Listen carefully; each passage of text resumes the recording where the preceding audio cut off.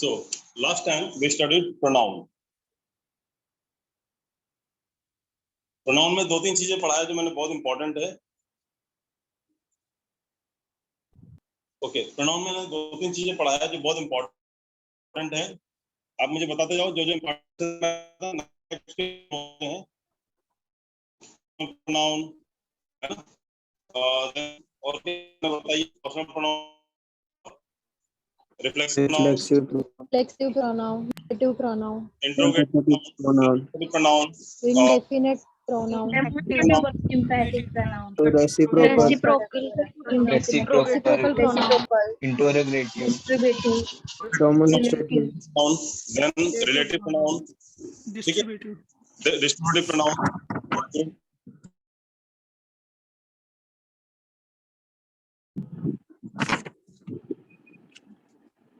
pronoun, then दूसरा मैंने बताया था reflexive pronoun, emphatic pronoun, emphatic pronoun. जो नए लोग हैं उनका डिवीजन है और जो पुराने लोग हैं क्या demonstrative pronoun, demonstrative pronoun, demonstrative, indefinite, indefinite pronoun, relative, interrogative और एक क्या बोल रहे हो, क्या था, indefinite भी था सर, indefinite, रेसिप्रोकल प्रोनाउन. ये पढ़ा दिया था. Reciprocal pronoun.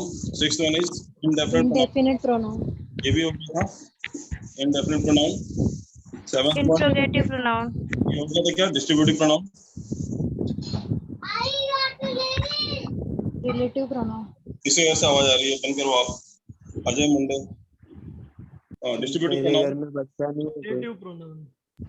interrogative pronoun, demonstrative, तो इंटरोगेटिव हो गया ना, डिस्ट्रीब्यूटिव हो गया, डेमोंस्ट्रेटिव प्रोनाउन था, दिस दैट दीस वाले, ये हो गया था. सर डेमोंस्ट्रेटिव फिफ्थ वन क्या है वो, क्या, फिफ्थ वन क्या लिखा है आपने, Reciprocal, focal, indefinite pronoun, distributive pronoun, demonstrative pronoun, and the 9th and the last one is relative pronoun, relative, relative pronoun. ठीक, तो ये 9 टाइप के प्रोनाउन है जिसमें हम लोग पर्सनल प्रोनाउन पढ़ लिया था, रिफ्लेक्सिव पढ़ लिया था, एम्फेटिक पढ़ लिया था, इंटरोगेटिव भी मेरे ख्याल से पढ़ लिया था, रेसिप्रोकल पढ़ लिया था, इंडेफिनिट पढ़ लिया था. I am not sure about distributive, but demonstrative पढ़ लिया था हमने. डिस्ट्रीब्यूटिव पढ़ा था क्या हमने, ईच, इधर. No sir, no sir, no sir, तो डिस्ट्रीब्यूटिव एंड रिलेटिव ये दो बाकी कोई हैं. बचा था. हाँ, ठीक है, तो मैं अभी एक बार क्विक रिवीजन दे देता हूँ कि ये इसमें जो इम्पोर्टेंट पार्ट है, जो हमारे काम की चीजें, वो बता देता हूँ, बाकी जो बकवास छोड़ देते हैं. ठीक है, मैं एक बार क्विक रिवीजन देता हूँ. Option then we will start with distributive और रिलेटिव पढ़ेंगे, उसके बाद फिर हम लोग क्वेश्चन सॉल्व करेंगे आज प्रोनाउन के. सबको था ना क्वेश्चन कैसे सॉल्व करते हैं एग्जाम में, आज हम लोग क्वेश्चन सॉल्व करेंगे. इसमें जो काम की चीज थी पहले प्रोनाउन में, पर्सनल प्रोनाउन में, अब मैं पूरा तो नहीं पढ़ाऊंगा, लेकिन जो काम की चीज जिसमें बेस पर मैं क्वेश्चन बनेंगे वो बता देता हूँ. पर्सनल प्रोनाउन को मैंने 2 पार्ट में डिवाइड किया था, case of pronoun order of pronoun, order of pronoun, और दूसरा था order of pronoun. Order of pronoun, और इन दोनों में पहला जो था एक case of pronoun. Case of pronoun में काम की चीज ये था कि लेट, ठीक है, केस ऑफ प्रोनाउन में मैंने आपको बताया था एक सब्जेक्टिव केस ऑफ प्रोनाउन होते हैं, 4 टाइप के होते हैं, subjective case of pronoun, objective case of pronoun, possessive और केस ऑफ प्रोनाउन, और लास्ट वाला भी पजेसिव होता है, possessive case of pronoun. Subjective मतलब I we you they, he she it होता है, और ऑब्जेक्ट मतलब क्या होता है, आई क्या बन जाता है, जैसे लेट के साथ लगा दो या प्रेपोजिशन के साथ लगा दो. लेट या preposition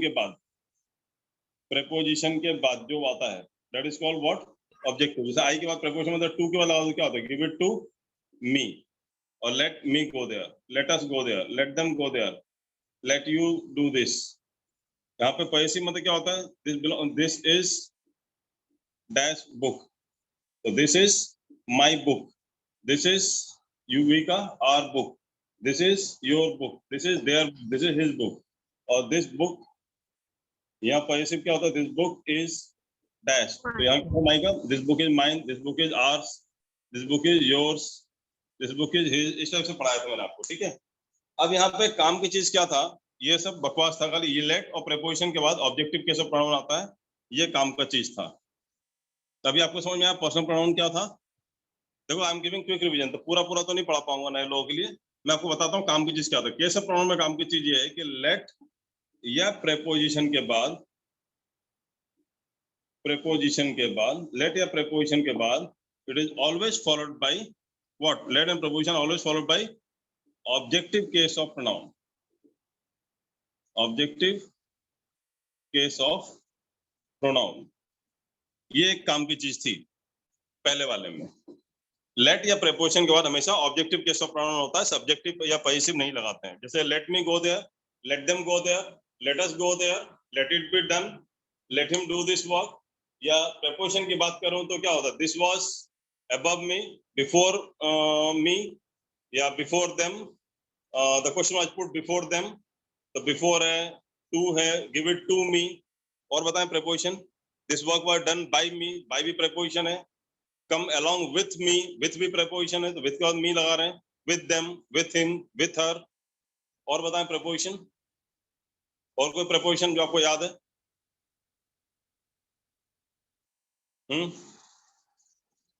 any other preposition? preposition भी याद नहीं क्या आपको? preposition मालूम है ना? with, by, between, तो this there is a world of difference between you and I या you and me? Me. You and me. between you and me, between क्या है? between is also a preposition, clear है? तो late and preposition बाद objective case of pronoun आता है, ये पहला चीज। ऑर्डर ऑफ प्रोनाउन में मैंने बताया था कि कुछ जो इसमें है, यदि आपने कोई अच्छा काम किया, राइट काम किया, तो सीक्वेंस होता है। अच्छा काम किया तो मतलब क्या होगा? अच्छा काम किया तो पहले बोलो तुमने किया, यू, उसके बाद बोलो ही, उसने किया जो यहाँ पे प्रेजेंट नहीं है, और सबसे लास्ट में बोलो एंड आई हेल्प्ड हर। और अगर आपने बुरा काम किया, रॉन्ग काम किया है, गलत काम किया है, तो सबसे पहले करो कि मैंने किया, I, then you, and he has committed a mistake.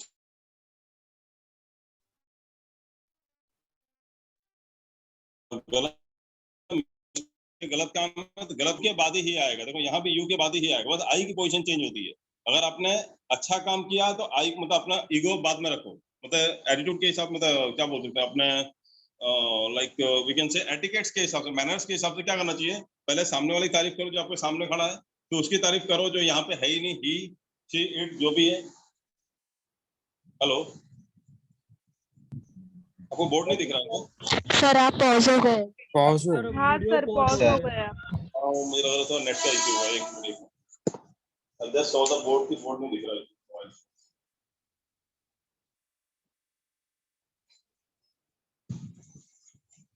Ma'am को रिकॉर्डिंग भी पॉज करो आप, जब भी पॉज होता है रिकॉर्डिंग पॉज कर दिया करो आप।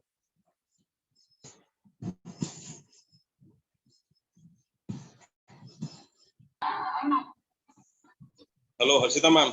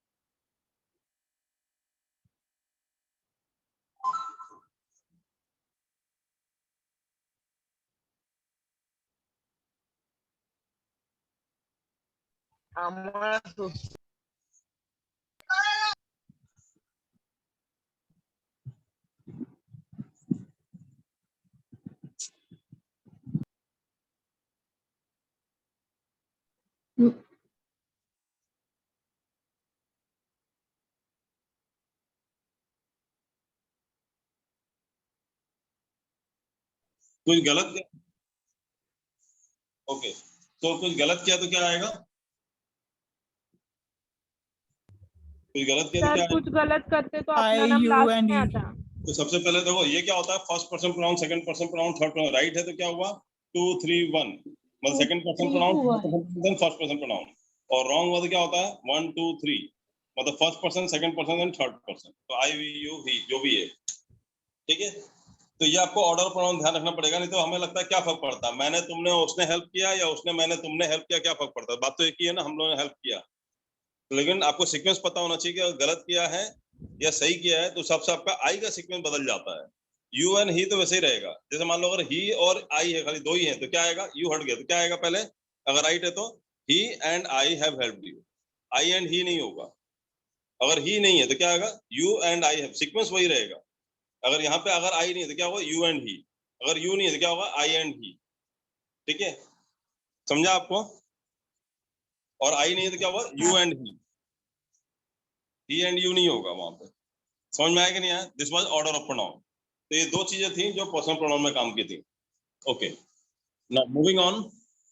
ये क्विक रिवीजन है, इसलिए आप एक्सपेक्ट मत करो कि बहुत आराम से ये चीज पढ़ा पाऊंगा मैं, क्योंकि मुझे वो चीज खत्म करना है, ऑलरेडी है, पहले पढ़ा चुका हूं मैं। लेकिन जो नए लोग हैं वो टेंशन ना लें, this chapter will be repeated, this chapter will be repeated for them, you just wait for your turn for this chapter. तब ये ना सोचें आपका छूट गया, कोई छूटा किसी का नहीं है, छूटता किसी का नहीं है। You might have been committed for 6 months training, तो 6 months में आपका कोर्स कंप्लीट होगा, तो each and in that cycle of 6 months, each and everything will be completed along with the pre-syllabus, main syllabus, and the interview part. Everything will be covered in that. You no need to worry about it. But whatever I'm teaching right now, you should be able to understand. That's why I'm telling you each and everything. इसलिए मैं आपको दोबारा पढ़ा रहा हूँ चीजें। So second था हमारा reflexive pronoun. Reflexive pronoun था। रिफ्लेक्सिव प्रोनाउन में मैंने आपको कुछ वर्ड्स बताए थे, कौन कौन से बताओगे? Myself. Himself. Myself, yourself, himself, herself. और क्या था? Engage, heard, Herself. हरसेल्फ नहीं, वो तो रिफ्लेक्सिव प्रोनाउन में आता है, my self, your self, herself, वो सबको आता ही है। वो वर्ड्स कौन थे जिनके बाद रिफ्लेक्सिव प्रोनाउन लगता ही है? Absent, Prides. pride, While. Aware. present, engage हो गया, हर्ट हो गया, Enjoy. present, Enjoy. Enjoy, Introduce. Well, introduce, prostate, satisfy, Satisfy. Satisfy, lie, लाई, Absented. हाँ Absented. हो गया absent हो गया. कुछ हो गया ना, present होता है, present, Aware.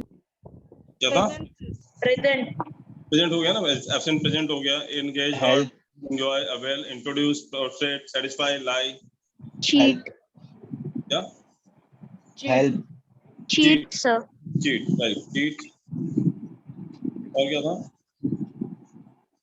Lay. Lay by lay. Avail, avail नहीं था, अवेल था, अवेल भी था वर्ड, Lay. नहीं लाई नहीं था, ले था ना।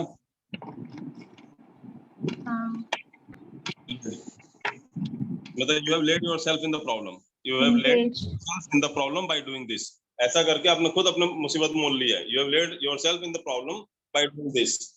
You must satisfy your, मतलब see whatever you are doing you must satisfy yourself. तो satisfy के बाद yourself आएगा। तो reflexive का मतलब ये होता है, यहाँ मतलब होता है खुद का, के, की या को, खुद का, खुद के, खुद की या खुद को। और इसके लिए हम लोग रिफ्लेक्सिव प्रोनाउन में जो वर्ड्स आते हैं वो आता है myself, herself, yourself, himself, our, क्या होता है? Ourselves, themself, Themselves. और योर सेल्फ भी होता है और योर सेल्फ्स भी होता है। और ये सेल्फ्स क्यों लगते हैं? आर सेल्फ होता है कि वर्ड, कोई ऐसा कोई वर्ड होता है क्या? आर सेल्फ, ये दोनों वर्ड होते हैं क्या, एग्जिस्ट करते हैं क्या डिक्शनरी में? sir, No sir. होता ही नहीं है। You can, we can do it ourselves, they can do it themselves, ऐसा बोल देते हैं, बट ये दोनों वर्ड डिक्शनरी में एग्जिस्ट नहीं करते हैं, क्योंकि आर और देम में एक से ज्यादा लोग हैं तो हमेशा प्लूरल आएगा सेल्फ्स, और योर सेल्फ में क्या होता है, एक आदमी भी हो सकता है, योर सेल्फ में बहुत सारे होते हैं। You also do your work yourself, but you should do, अगर एक को किसी को बोलूं मैं, जैसे मान लो suppose if I take the name, मेरा नाम जो दिख रहा है सर्वेश, तो Sarvesh you should do your work yourself. But मैं पूरी क्लास को बोलूं, all the students of the focus class they should do their work, you all should do your work yourselves। समझा आपको? तो my self, herself, yourself, himself, ये singular है इसलिए सेल्फ आया, ये और देमसेल्फ प्लूरल है इसलिए सेल्फ्स आएगा। सिंगुलर होता ही नहीं है इनका, ये गलत है। ये समझा आपको रिफ्लेक्सिव प्रोनाउन का पार्ट? Yes sir. सर हाँ बोलो। इंट्रोडक्शन के बाद आपने क्या लिखा है? किसके बाद? Avoid introduction. I'm not getting your word. enjoy के बाद से Avail, A-V-A-I-L, avail. You must avail yourself from this offer. You must avail yourself of this offer या from this offer या by this offer। तो ये हो सकता है, मतलब जो भी आएगा yourself। He introduced himself to the minister. She prided herself on her beauty. They heard themselves. He absented himself. I was engaged, जैसे बोलूं कि I was engaged myself in my own work. Yeah, he was engaged himself. He engaged himself in studies. Yeah, you all have engaged yourselves in for studying for SBI or SSC exams. So you have engaged yourselves. You all have engaged yourselves in the studies. तो यहाँ पे जो भी word लिखे हैं इनके बाद हमेशा क्या आएगा, रिफ्लेक्सिव प्रोनाउन आता है। मतलब myself, herself, yourself, ourself, himself, themselves, ourselves, ये वर्ड में से कोई एक वर्ड इनके बाद लगता ही है when you are making the sentence। Clear है आपको? समझ में आया? समझ में आया कि नहीं आया? yes sir Yes, sir. Yes sir. So this was all about reflexive pronoun, खुद का। और अगर मैं बोलता हूं कि you can do it your self, तो वहां पे क्या आता है, खुद का नहीं आता है, वहां ये वर्ड के बाद नहीं आता है, वो कहलाता है एम्फेटिक प्रोनाउन। एम्फेटिक जो थर्ड था that was emphatic pronoun. Emphatic pronoun में मैंने बताया था कि एम्फेटिक का मतलब होता है वर्ड्स वही रहते हैं, myself, ourselves, yourself, yourselves, himself, herself, itself, themselves। मतलब वो रिफ्लेक्सिव में itself नहीं लिखा था, itself भी होता है वो, ठीक है। themselves, और क्या रह गया, myself, ourselves, yourselves, yourselves, himself, themselves, हो गया ना, सारे वर्ड हो गया ना, self, herself। तो ये सारे वर्ड जो होते हैं ये एम्फेटिक प्रोनाउन कहलाते हैं जब इनका मतलब सिर्फ आता है क्या, खुद। वहां पे मीनिंग क्या आ रहा है, खुद को, खुद का, खुद की, खुद के। और यहाँ पे क्या आ रहा है, खुद, मैं ये काम खुद कर सकता हूँ या खुद को कर सकता हूँ। जैसे उसने अपने आप को मंत्री के सामने इंट्रोड्यूस किया, तो खुद को इंट्रोड्यूस किया, तो क्या होता है, introduced himself to the minister. तो वहां पे हिमसेल्फ लगाया हमने, क्या होता है, इंट्रोड्यूस्ड के बाद लगाया इंट्रोड्यूस्ड हिमसेल्फ, खुद को। वहां मीनिंग था खुद को, बट यहाँ पे क्या मीनिंग आता है, खुद। मैं ये काम खुद कर सकता हूँ, so I can do it myself। You all can do it yourselves। You can do it yourself, we can do it ourselves, they can do that work themselves, it can do it itself, she can do it herself, he can do it himself। समझा कि नहीं समझा आपको? तो खुद कर सकता था। यहाँ मीनिंग क्या आता है एम्फेटिक में, एम्फेटिक का मतलब क्या होता है, एम्फेसाइज करना, जोर देना, इंसिस्ट करना, फोर्स करना कोई चीज को। तो वहां पे जोर देने में यही वर्ड्स यूज होते हैं, बट यहाँ पे मीनिंग जो आएगा वो आएगा खुद का, खुद को, खुद का, खुद के, ये मीनिंग नहीं आएगा। यहाँ मीनिंग क्या आया, सिर्फ खुद। क्लियर है? That was emphatic. हाँ sir. Now after third the fourth one was, क्या पढ़ा था हमने फोर्थ में, डेमोन्स्ट्रेटिव। डेमोन्स्ट्रेटिव। डेमोन्स्ट्रेटिव का मतलब ही होता है डेमोन्स्ट्रेटिव प्रोनाउन। नाम से लग रहा है डेमोन्स्ट्रेटिव मतलब डेमोन्स्ट्रेट करना, मतलब इशारा करना। जैसे याद करो स्कूल टाइम में जब हम पीटी करवाते थे तो एक बंदा सामने खड़ा हो रहा था, वो बोलता था ऐसे करो, ऐसे करो, ऐसे करो, वो डेमोन्स्ट्रेट करता था। याद है आपको? Yes, sir. क्या? Yes sir. तो वो डेमोन्स्ट्रेटिव मतलब होता है इशारा करना। इशारा करने के लिए कौन सा वर्ड होता है इंग्लिश में? This, that, those, those, Such. Such people, ऐसे लोग, अब ऐसे लोग, ऐसे लोग, ये जितने भी इशारा करने वाले word etcetera, these are termed as what? Demonstrative pronoun. इनको demonstrative pronoun कहते हैं, इशारा करना है। This is my book, that is your book, these are mine, those are yours. Such people never succeed. तो such people होता है ऐसे लोग, तो वो भी इशारा कर रहे हैं ना ऐसे लोगों के लिए। तो इशारा करने वाले जो they are termed as what? Demonstrative pronoun. Because ये pronoun क्यों है? Because it has been used in the place of noun. ये जो भी चीज लग रहा है कोई व्यक्ति, वस्तु, स्थान या जगह के लिए यूज किया जा रहा है। Noun is the name of person, place, things or emotions. और यहाँ पे जो पर्सन, प्लेस, थिंग्स या इमोशंस के लिए हमने ये वर्ड यूज करें, that's why they are termed as what? Pronoun. उनकी जगह पे लगने वाला। दिस इज माय बुक, ये मेरी किताब है। तो ये जो लगा रहे हैं वो किताब के लिए यूज कर रहे हैं ना। तो बुक क्या है? थिंग्स है, that is a noun. Clear है कि नहीं है आपको? Yes sir. Yes, sir. Demonstrative pronoun, ज्यादा कुछ था नहीं इसके अंदर, सिंपल था।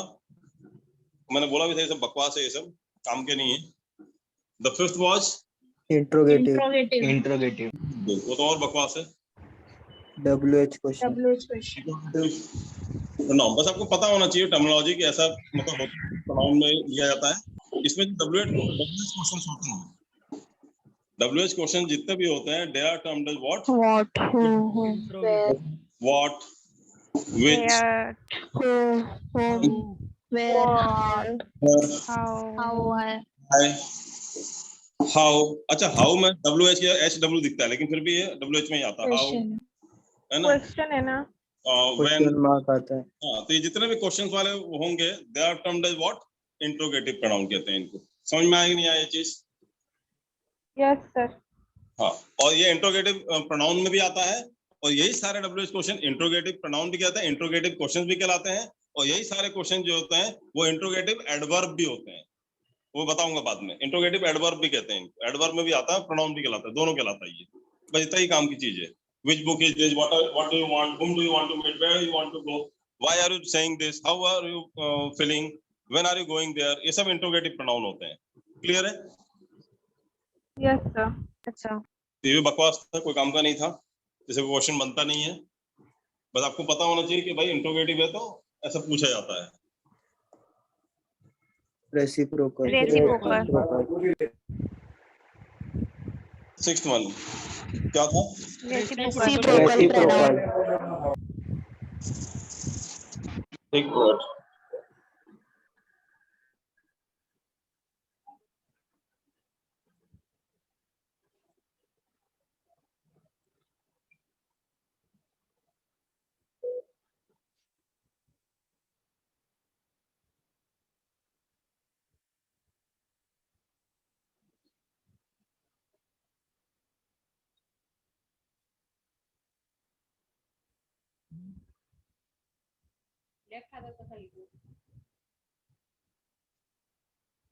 ओके, सिक्स क्या था अपना? Reciprocal sir. 5 हो गए ना? Reciprocal. क्या पढ़ा था हमने सिक्स में? Each other, one another. Two people. क्या पढ़ा था हमने? सिक्स क्या पढ़ा था बताओ? Reciprocal. Reciprocal sir. डेमोन्स्ट्रेटिव पढ़ा था या क्या पढ़ा था? Reciprocal. हो गया ना? क्या पढ़ा गया? डिस्ट्रीब्यूटिव, इंटरोगेटिव, नहीं सॉरी, आवाज नहीं आ रही। इंडेफिनिट पढ़ा था क्या? Reciprocal. Reciprocal sir. Reciprocal sir. Reciprocal. Sir को आवाज नहीं आवाज आ रही जा है मेरी? आपकी आ रही है सर। आवाज आ रही है मेरी? सर आपको आवाज नहीं आ रही है आपका शायद। नेट स्लो है। Am I audible to all? Yes sir. Yes sir. Hello? Sir को आवाज नहीं आ रही है। Am I audible to you all or not? Yes sir. Yes. आवाज कम आ रही है मुझे।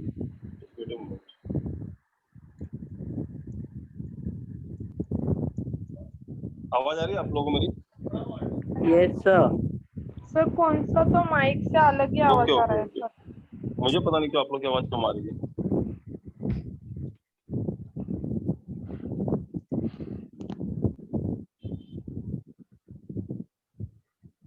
Okay fine. सो क्या पढ़ा था? Reciprocal pronoun.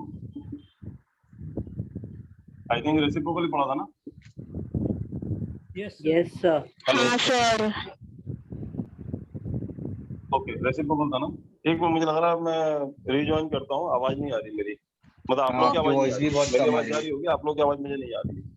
Okay sir. Just wait a moment, दोबारा ज्वाइन करता हूँ।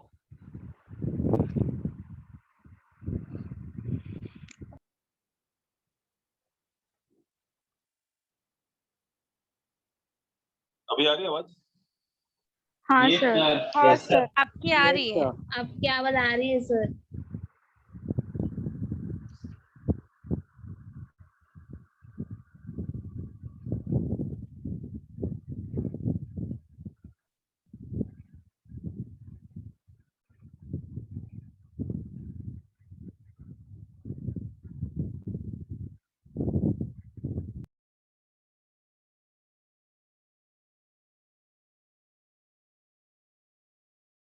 अभी आ रही है आवाज?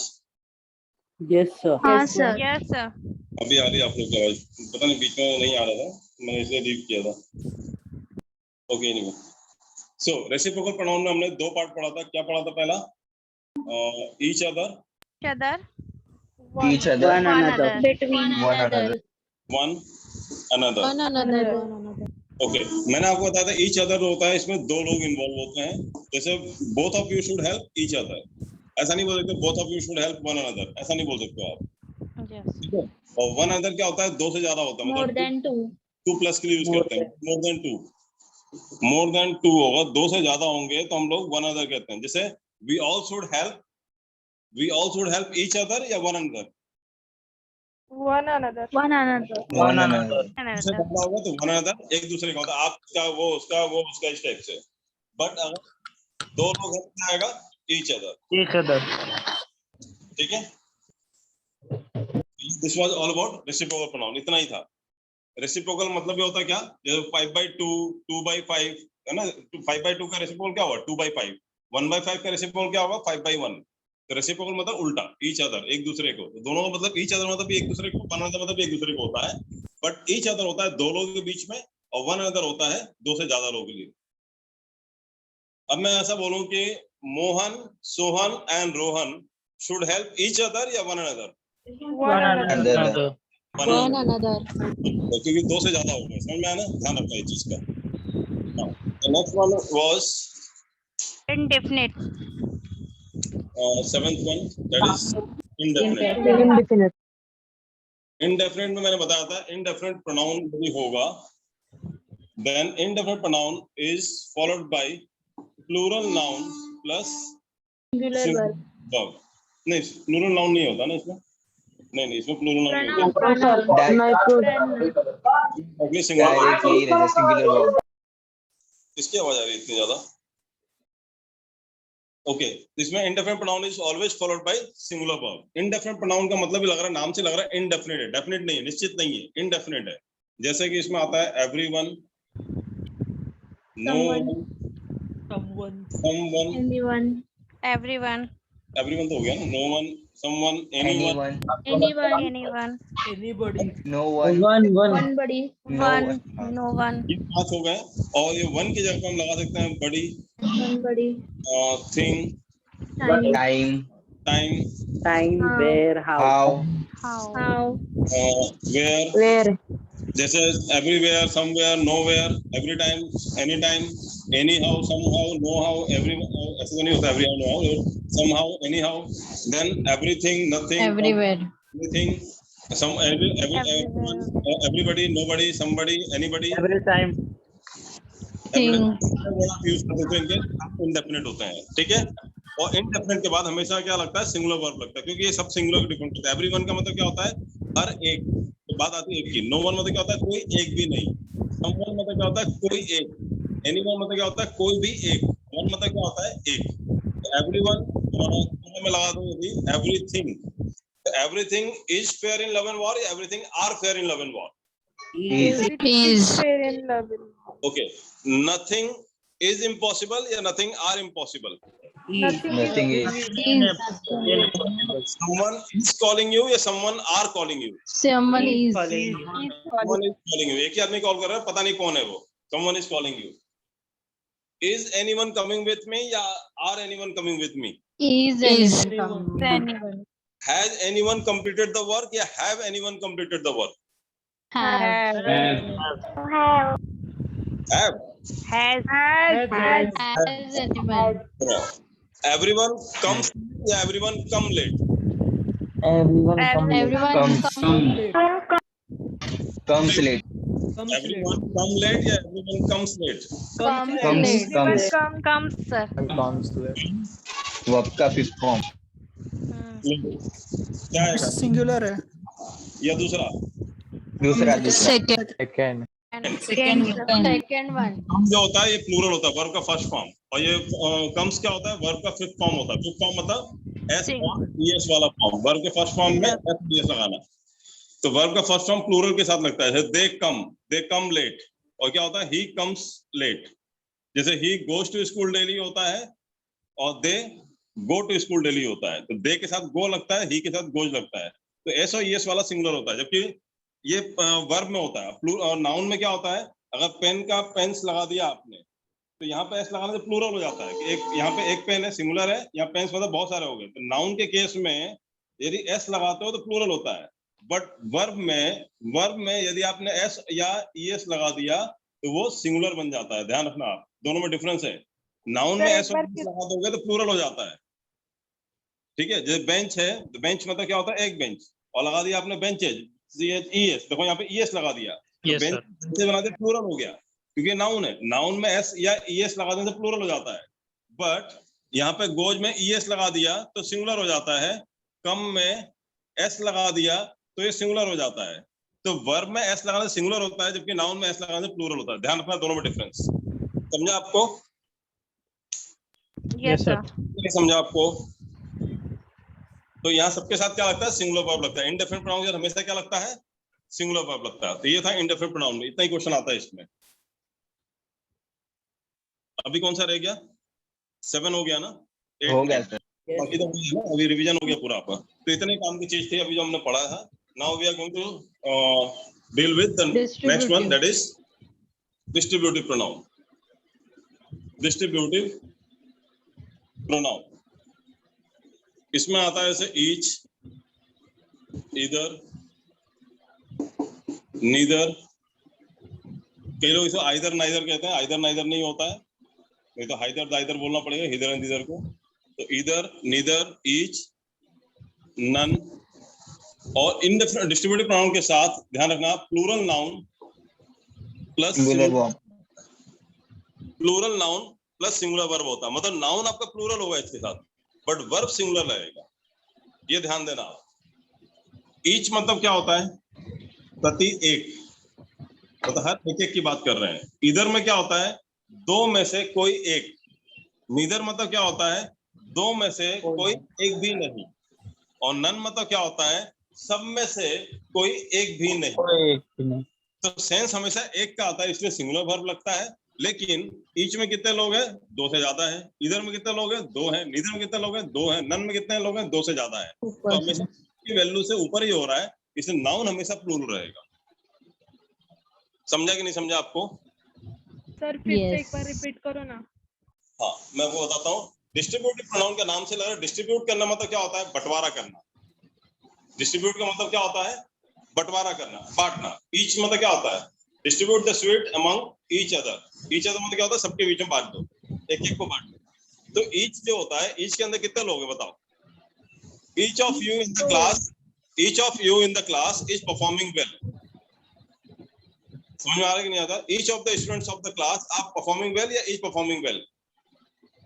Each of the students of the class is performing are performing well. are performing, Is. are performing,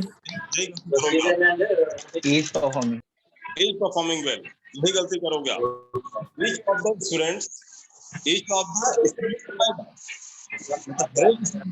आवाज सर साउंड ब्रेक हो सर रहा किसी है. का माइक ऑन है. इसका माइक ऑन है. आवाज ब्रेक हो रहा है.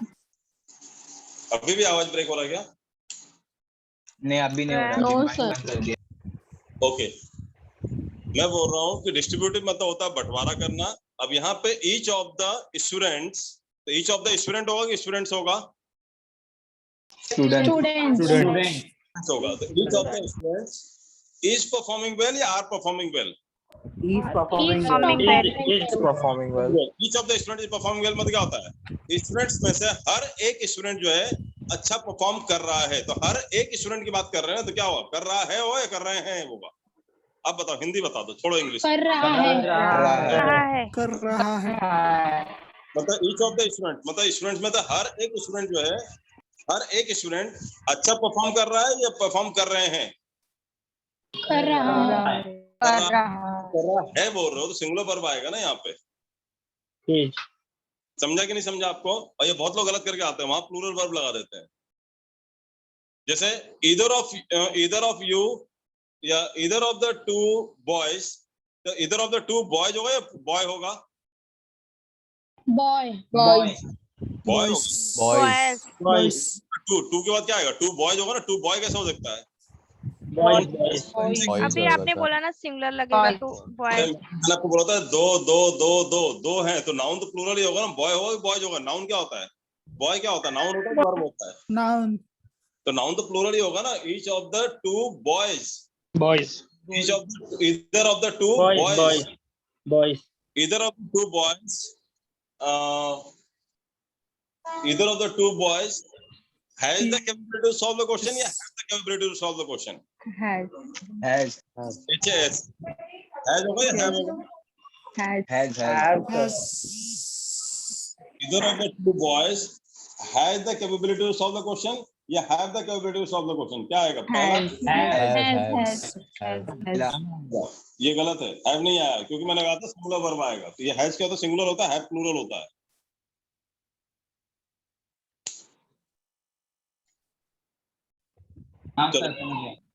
समझा कि नहीं समझा आपको? Yes, क्या sir. बताना चाह रहा हूँ? इनके साथ प्रोनाउन हमेशा, नाउन हमेशा प्लूरल रहेगा, बट वर्ब हमेशा सिंगुलर रहेगा। जैसे मैं एग्जांपल दूं, ईच, बताओ आप लोग बताओ।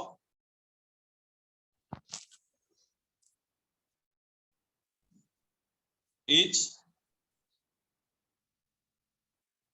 Each player should perform well.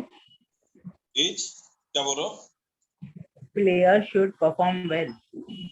Each player, each of the, नहीं ऑफ हम लोग, each of the players, has of the प्लेयर्स हैज परफॉर्म्ड वेल या have performed well? Has perform well. Has performed well. Each of the लग गया तो ईच ऑफ द बाद ये तो आएगा प्लेयर्स। प्लेयर्स मतलब क्या हुआ? Plural noun. ये प्लूरल प्रोनाउन, प्लूरल नाउन, ये प्लूरल प्रोनाउन आएगा। जैसे ईच ऑफ द, जैसे मेंबर्स ऑफ द क्लब, तो हैज परफॉर्म वेल या have perform well? Has. Players लिखा है तो हैव पे टिक लगा देते हैं, जबकि प्लेयर्स लिखा है तो भी क्या होगा? हैज होगा। क्यों? क्योंकि यहाँ पे ईच लगा है। समझा कि नहीं समझा आपको? समझा ना? तो ईच ऑफ द, होल आता था तो ईच के जगह पे क्या बोल रहे हो? होल आता, होल ऑफ द प्लेयर।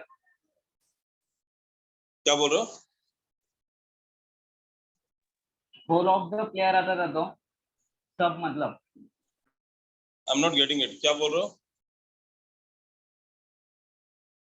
तेज बोलो थोड़ा, क्या बोल सर रहे वो हो? प्लेयर्स की जगह पे होल बोल रहा है। नहीं, each की जगह पे whole. इसकी जगह पे होल। होल। इसकी जगह पे होल बोल रहे हैं। Whole of the player. Every आ जाएगा ना sir. Whole of the players तो फिर हैव परफॉर्म्ड वेल आएगा। फिर क्योंकि ईच आएगा तो फिर वो डिस्ट्रीब्यूटिव प्रोनाउन है ना। होल थोड़ी डिस्ट्रीब्यूटिव प्रोनाउन होता है।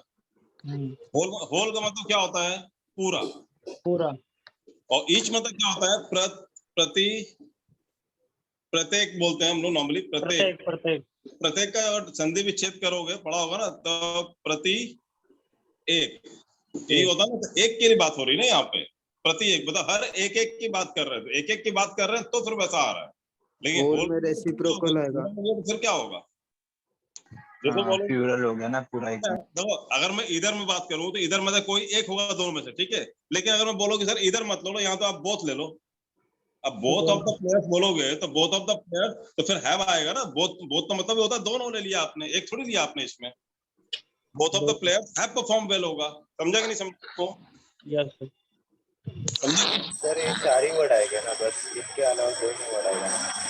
ये 4 वर्ड जो होते हैं इन्हीं को ध्यान रखना है कि ये डिस्ट्रीब्यूटिव हैं, यहाँ पे सेंस एक का आता है। ये इसके अलावा भी कोई वर्ड अगर ले रहे हो डिस्ट्रीब्यूशन में, अगर उनका सेंस एक का आ रहा है, मतलब प्रति एक, दो में से एक भी नहीं, सब में से एक, ऐसा कोई ऐसा वर्ड है जहां पे आ रहा है कि हाँ सब में से एक या दो में से एक या 5 में से भी एक, जब एक का सेंस आएगा तो नाउन प्लूरल रहेगा बट वर्ब सिंगुलर रहेगा। बट यहाँ पे बोथ में क्या ले रहे हो आप या होल में क्या ले रहे हो आप दोनों कंसीडर कर रहे हो साथ में, दोनों कंसीडर करोगे तो नाउन भी प्लूरल होगा, वर्ब भी प्लूरल होगा। जैसे बोलोगे both of you have done well, both of you has थोड़ी बोल सकता हूँ फिर वहां पे, ये both players have done well होगा, बोथ प्लेयर्स के बाद हैज थोड़ी लगा सकता हूँ मैं, कि बोथ में दोनों को ले लिया ना मैंने। इधर में दो में से कोई एक लेने वाला हूँ, नीदर में से दो में से कोई एक भी नहीं लेने वाला हूँ, नन में से इतने सारे लोगों में से एक भी नहीं लेने वाला हूँ, और ईच में क्या होता है हर एक में से हर एक को एक एक को ले रहा हूँ मैं, तो सेंस हमेशा एक का आ रहा है इनमें से। बट नंबर ऑफ क्वांटिटी जो इनके पास सबके पास है वो 2 या 2 से ज्यादा ही है इनके पास, तो इसलिए नाउन हमेशा प्लूरल आएगा। गेटिंग द थिंग्स, समझ में आया कि नहीं आया आपको? Yes sir. Yes sir. हाँ बोलो, कोई डाउट? बोलो बोलो, नो नो नो सर। क्या है सर? कोई भी डाउट है तो पूछो, रोको वहीं पे वहीं पूछो, कंफ्यूजन नहीं होना चाहिए। सर पीपी का मतलब क्या है? इसका पीपी का मतलब क्या? पीपी प्रीति लिखा है बाबा, प्रीति नहीं लिखा। प्रीति तुम्हें याद आ गया? सर नीचे लिखा है पीएन के बाद। प्रोनाउन के नीचे, प्रोनाउन के नीचे पीएन लिखा है ना प्रोनाउन। ये हाँ। पीपल ज्वेलर्स नहीं है, ये प्लूरल नाउन है, ये प्लूरल प्रोनाउन है, ठीक है। ये प्लूरल नाउन भी आ सकता है और प्लूरल प्रोनाउन कैसा हो सकता है, जैसे ईच ऑफ देम, तो देम क्या है बताओ जरा मुझे। देम में एक आदमी है कि बहुत सारे आदमी हैं? बहुत सारे। बहुत सारे। देम नाउन है कि प्रोनाउन है? प्रोनाउन। ये सिंगुलर प्रोनाउन है कि मतलब ये प्लूरल प्रोनाउन है?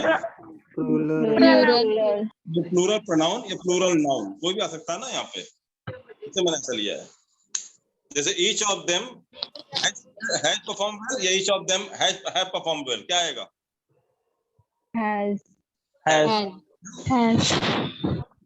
समझा नहीं है? प्लूरल नाउन भी हो सकता है, प्लूरल प्रोनाउन भी हो सकता है, दोनों आ सकता है। समझा कि नहीं समझा अभी आपको? Yes sir. Yes sir.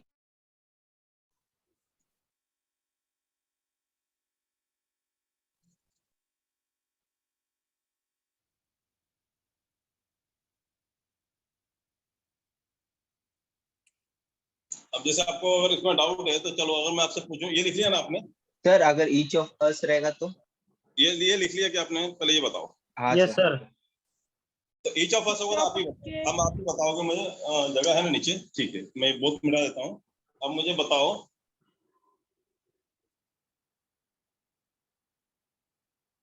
Plural noun या प्लूरल प्रोनाउन? अब आप ही बताओ मुझे, ईच ऑफ अस इज या are facing the same problem? सबको एक ही प्रॉब्लम, फेसिंग द सेम। अब आप बताओ क्या आएगा? Is आएगा। Each of us is facing the same problem या each of us are facing the same problem? Each of us is facing the same problem। हम में से हर कोई जो है सेम प्रॉब्लम फेस कर रहा है, क्योंकि us क्या हो गया यहाँ पे? प्लूरल प्रोनाउन हो गया। समझ में आया कि नहीं आया? और ये सिंगुलर वर्ब हो गया। Each of us is facing the same problem। अब मैं बोलूंगी either of the two girls, either of two girls has या have called you? Has। Either of the two girls has called you या have called you? मतलब दोनों call के नहीं पता कौन कहता है, has, क्योंकि ये क्या हो गया? प्लूरल नाउन हो गया।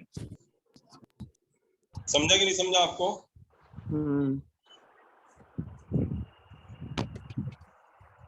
अब मुझे बताओ, अगर मैं नन का बोलूं तो none of my friends is coming for the party today या none of my friends are coming for the party today? Is। Number वो भी लिख लो। ये लिखा आपने? ये लिख लो पहले आप। हो गया सर। हो गया सर। तो लिख लो, जिसने नहीं लिखा लिख लो, जल्दी लिख के बताओ। आप ये भी एग्जांपल लिख लो, none of my friends या none of our friends is coming for the party today या are coming for the party today. Is coming. None of our friends is coming for the party today.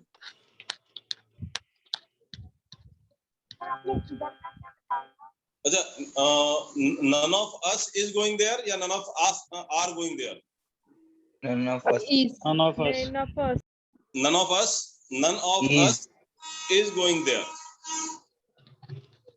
समझा कि नहीं समझा आपको?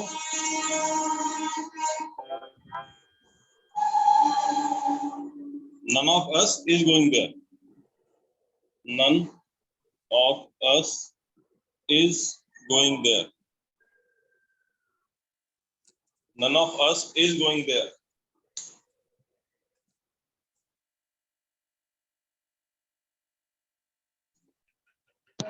Sir girls वाले example में singular verb कहाँ पर है? Either of the two girls has called you में। हाँ, तो either of the two girls has आपका वर्ब है ना बेटा, हैज आपका हेल्पिंग वर्ब है। देखो दो टाइप के वर्ब होते हैं, एक होता है मेन वर्ब, एक होता है हेल्पिंग वर्ब। तो मेन वर्ब में जो होता है, मेन वर्ब में आता है हमको जो गो, कम, टेक, मतलब जो हिंदी में अगर बात करूं तो आना जाना, गो मतलब जाना, कम मतलब आना, टेक मतलब लेना। तो जितने भी नाना जी वाले वर्ड्स हैं वो मेन वर्ब होते हैं कि आना जाना, खाना पीना, उठना बैठना, मारना पीटना, रोना धोना, हंसना बोलना, खेलना कूदना, गाना बजाना, जितने भी नाना जी वाले वर्ड है सारे मेन वर्ब। और ये has have had, is am are, was were, will would, shall should, ये जो होता है ये हेल्पिंग वर्ब। सर इधर वाला बताइए ना एक बार। क्या बोल रहे हो? सर इधर वाला एग्जांपल बताइए। आवाज बंद करो, अजय मुंडे, आपके घर से आवाज आ रही है। हाँ, कौन बोल रहा था? तो मेरे घर पे कोई बच्चा नहीं है। आपके घर पे नहीं है? भगवान के तुम्हारी जल्दी शादी हो, जल्दी बच्चे हो। सर इधर वाला एग्जांपल बताइए ना। इधर वाला? इधर या नीधर, किसने किया आपको? सर इधर उनके घर पे बच्चे। इधर का बच्चा होगा। ठीक है, इधर का ना, देखो either of the two girls is capable of solving the question या are capable of solving the question। दोनों लड़कियों में से कोई भी लड़की इस क्वेश्चन को सॉल्व कर सकती है। either of the two girls is capable of solving the question या are capable of solving the question। is neither of the two girls, neither लगाओ तो भी neither of the two girls मतलब दोनों लड़कियों में से कोई भी लड़की नहीं है, neither of the two girls is smart enough to handle this situation। neither of the two girls, girls को बुरा लग जाएगा, neither of the two boys is not smart to solve the question या is not smart enough to handle the situation। तो is not smart enough या are not smart enough? Is। क्योंकि आप दोनों में से किसी एक की बात लेने वाले हो एक बार में दो लोग हैं, लेकिन दो में से हमेशा जब बात करो तो हमेशा उसमें से एक की बात करने वाले हो आप, कि दोनों में से कोई भी कैपेबल नहीं है इस सिचुएशन को हैंडल करने के लिए। तो neither of the two guys is capable of handling this situation। तो neither of the two guys मतलब क्या होता है? दोनों में से कोई भी नहीं, एक भी नहीं, is capable of handling this situation। समझा आपको? समझा कि नहीं समझा? हाँ sir. Yes sir. Yes, sir. ये लिख लिया आप लोगों ने? Yes sir. सर एक मिनट। हाँ, लिख लो आप पहले।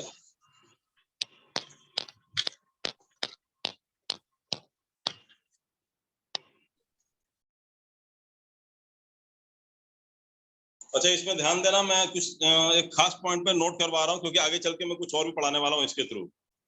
ठीक है, जहां पे प्लूरल वर्ब भी आ सकता है, वो सिंगुलर वर्ब भी आएगा, लेकिन वहां पे नाउन भी प्लूरल हो जाता है। ये प्लूरल नाउन है ना, नाउन भी प्लूरल हो जाता है। बट ये ध्यान रखना, ये लिखा है ऑफ द, ऑफ, ये वर्ड पे ध्यान देना आप। जब ये आएगा तो ही प्लूरल नाउन आता है। ये समझा कि नहीं समझा वो क्या बोलना चाह रहा हूं मैं? हाँ। अगर मैं बोलूं कि ईच प्लेयर या ईच प्लेयर्स, क्या बोलोगे? अगर मैं ऑफ द हटा देता हूँ पीछे, ईच प्लेयर मैं क्या बता, अभी समझ में आया आपको क्या बोलना चाह रहा हूँ? Yes sir. ये ऑफ द का मतलब होता है में से मतलब क्या होता है? प्लेयर्स में से एक एक की बात कर रहे हैं। हम में से एक एक की बात कर रहे हैं, दोनों लड़कियों में से एक की बात कर रहे हैं, हम में से एक भी नहीं। तो समझ में आ रहा है? तो ज्यादा में से किसी एक को होता है, ऑफ द मतलब होता है में से। में से मतलब क्या होता है? किसी ज्यादा में से ही होगा ना, एक में से एक थोड़ी निकालोगे। ईच ऑफ द प्लेयर बोलोगे तो कैसे, कितना गंदा लगेगा। मतलब ये तो ये हो गया ना कि अकेले दौड़ रहा बोलो मैं टॉप कर गया। तो ईच ऑफ द प्लेयर्स मतलब प्लेयर्स में से हर एक। लेकिन यदि ये ऑफ द हटा दूं या ऑफ हटा दूं तो क्या आएगा? ईच प्लेयर हैज परफॉर्म्ड वेल। समझ में आया कि नहीं आया? Yes sir. समझ में आया कि नहीं आया? ईच और इधर, मतलब इधर तो अच्छा इधर लगा, इसका मतलब ये होता है इधर ऑफ द टू लिखने की जरूरत भी नहीं है। अगर इधर लगा है ना तो यहाँ पे टू नहीं लिखोगे तो इधर of the girls has called you. तो इधर ऑफ द गर्ल्स में कितनी लड़कियां हैं? 2 से ज्यादा। कितनी लड़कियों बात करते हैं? 2 में से कोई एक। क्योंकि इधर का मतलब ये होता है 2 में से कोई एक। लेकिन अगर मैं बोलूं ईच ऑफ द गर्ल्स, तो ईच ऑफ द गर्ल्स मतलब यहाँ कितनी लड़कियां हो गई? 2 से ज्यादा है। मतलब इधर या नीदर लगा मतलब 2 है, और ईच और नन लगा तो अपने आप समझ जाओगे 2 से ज्यादा है। लेकिन यहाँ ध्यान रखना है कि यहाँ पे एक कंडीशन आता है, अगर मैं ऑफ द हटा दूं तो ईच के बाद क्या आएगा? प्लेयर या प्लेयर्स? प्लेयर। हैज परफॉर्म्ड वेल, वो तो सिंगुलर वर्ब भी होगा बट नाउन भी सिंगुलर हो जाता है फिर उस केस में, अगर ऑफ द हटा दोगे तो। समझ में आया कि नहीं आया? प्लेयर फिर सिंगुलर हो जाएगा ना? कौन सा प्लेयर? हाँ हाँ हाँ वही बोल रहा हूँ, प्लेयर हो जाएगा। Singular हो जाएगा। Each player has perform well, हर खिलाड़ी ने अच्छा परफॉर्म किया है। अभी मैं क्या बोल रहा हूँ? खिलाड़ियों में से हर एक खिलाड़ी ने अच्छा परफॉर्म किया है।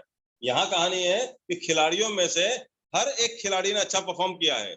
लेकिन अगर मैं बोलूं कि हर खिलाड़ी ने अच्छा परफॉर्म किया तो क्या होगा? Each player has perform well, हर एक खिलाड़ी ने अच्छा परफॉर्म किया। तो एक एक की बात कर रहा हूँ तो ईच प्लेयर, ईच प्लेयर्स नहीं होगा, फिर ईच प्लेयर या एस हट जाएगा।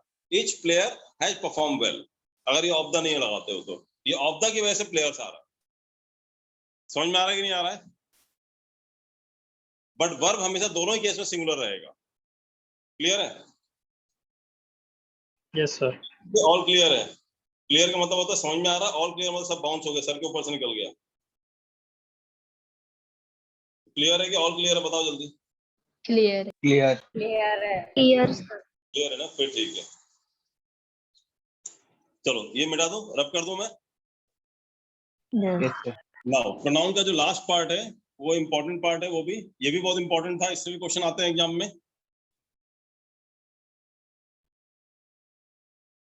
सर एक बार बोलिए ना, ईच ऑफ द के वजह से प्लेयर्स आ रहा है ना? किसमें? ऑफ द के वजह से प्लेयर्स आ रहा है। ऑफ द की वजह से प्लेयर्स आ रहा है। और अगर ऑफ द नहीं होता तो सर?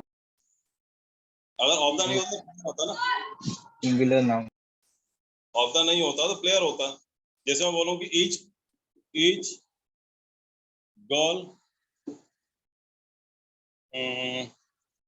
हैज परफॉर्म्ड वेल, ऐसा आता है। प्रत्येक लड़की ने अच्छा परफॉर्म किया है। Each girl has perform well, तो ईच आया तो क्या हुआ? गर्ल भी अब क्या हुआ? सिंगुलर नाउन हो गया, और यहाँ पे सिंगुलर वर्ब हो गया, क्योंकि यहाँ पे ऑफ द नहीं आया। लेकिन अगर मैं बोलूं कि ईच ऑफ द, तो फिर यहाँ पे क्या आएगा? गर्ल्स, और फिर यहाँ पे हैज परफॉर्म वेल। तो यहाँ पे क्या हुआ? ईच के बाद ऑफ द लगा दिया, इसलिए यहाँ पे क्या हो गया? प्लूरल नाउन हो गया, और यहाँ पे तो सिंगुलर वर्ब है। यहाँ भी सिंगुलर वर्ब, यहाँ भी सिंगुलर, बट ये सिंगुलर नाउन होता है ईच के तुरंत बाद लगाने पे। और ऑफ द लगा दिया मतलब में से मतलब क्या होता है? ऑफ द का मतलब ही होता है यहाँ पे ज्यादा आना चाहिए ना क्वांटिटी, तभी तो उसमें से निकालोगे ना, प्रत्येक ज्यादा में से निकालोगे ना, एक में से एक क्या निकालोगे? समझा कि नहीं समझा आपको? सर सिर्फ ऑफ का भी बताया था ना आपने? हाँ, तो ईच ऑफ, नीदर ऑफ, वो तो ऑफ का मतलब होता है में, उसमें से ऑफ द भी आ सकता है, ऑफ भी आ सकता है, डिपेंड करता है वो सेंटेंस कैसे बन रहा है।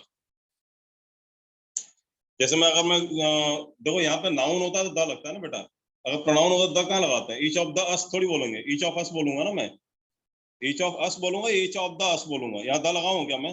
आप बताओ। No sir. नहीं लगाऊंगा ना, लेकिन मतलब तो वही हुआ ना, ईच ऑफ अस मतलब क्या होता है? हम सब में से एक एक, तो इसमें से निकाल रहे हो ना। ऑफ मतलब क्या होता है? में से, उसमें से निकाल रहे हो, नहीं निकाल रहे हो, तो प्लूरल प्रोनाउन हो गया ना। जैसे प्लूरल नाउन है, इसे प्लूरल प्रोनाउन है, यहाँ पे but each of us has perform well है तो सिंगुलर वर्ब भी ना इसके साथ भी। समझा कि नहीं समझा आपको? सर आपने वो एग्जांपल दिया था बोथ ऑफ देम हैज परफॉर्म्ड वेल आएगा ना? हाँ, both of them has perform well. Both of them अगर एसटीआर में देम लगा दूं तो भी वही आएगा, क्योंकि देम मतलब क्या हो, प्लूरल प्रोनाउन है ये भी। ठीक है। ऑफ देम मतलब क्या होता है, उनमें से हर एक ने अच्छा परफॉर्म किया है ना, किए हैं थोड़ी आएगा। सर मतलब इसमें सिर्फ सिंगुलर वर्ब लगाना है ना हम लोग को? वर्ब सिंगुलर आएगा। ईच मतलब होता है प्रत्येक, इधर मतलब होता है दो में से एक, नीदर मतलब होता है दो में से एक भी नहीं, और नन का मतलब होता है सब में से एक भी नहीं। तो सेंस हमेशा एक एक का आ रहा है ना, तो वर्ब तो एक ही आएगा ना। मतलब हम सब में से प्रत्येक ने अच्छा परफॉर्म किया है। अब हिंदी बताओ, हम सब में से प्रत्येक ने अच्छा परफॉर्म किया है या हम सब में से प्रत्येक ने अच्छे परफॉर्म किए हैं? आप क्या बोलोगे हिंदी? किया है। तो किया है वो तो अपने आप पे समझ में आ रहा है कि हिंदी में भी आप सिंगुलर वर्ब लगा रहे हो। किया है, किए हैं नहीं बोल रहे हो आप। दोनों में से कोई भी लड़की, किसी भी एक लड़की ने भी अच्छा परफॉर्म नहीं किया है या किए हैं? किया है। आप देखो ना, हिंदी में तो सिंगुलर वर्ब भी लगा रहे हो, छोड़ दो आप, हिंदी में भी तो सिंगुलर वर्ब भी बोल रहे हो, किया है, किए हैं कहाँ बोल रहे हो? लेकिन अगर बोलो both of you have done well, तो दोनों ने अच्छा परफॉर्म किए हैं या किया है? अच्छा परफॉर्म किए हैं। नहीं किया है हम हिंदी बोल देते हैं, तो दोनों ने किए हैं, दोनों ने अच्छा परफॉर्म किया है हम लोग बोलते हैं, लेकिन एक्चुअली किए हैं होता है, प्लूरल हो जाता है वो। कि बोथ में क्या होता है, दोनों इंक्लूड है, बट ईच में सब इंक्लूड नहीं है, एक एक करके इंक्लूड है। समझा आपको? Yes sir. अब हिंदी में तो हम लोग ये बोलते हैं कि गांधी जी अच्छे इंसान थे। अब गांधी जी अच्छे इंसान थे या था, आप बता दो ग्रामर के हिसाब से। थे बोलोगे? गांधी जी एक आदमी थे। गांधी जी एक आदमी थे आएगा ना?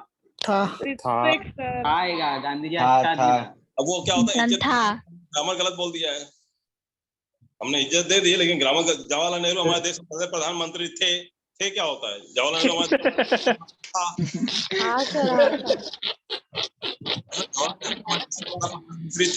थे होगा, बताओ ग्रामर के हिसाब से।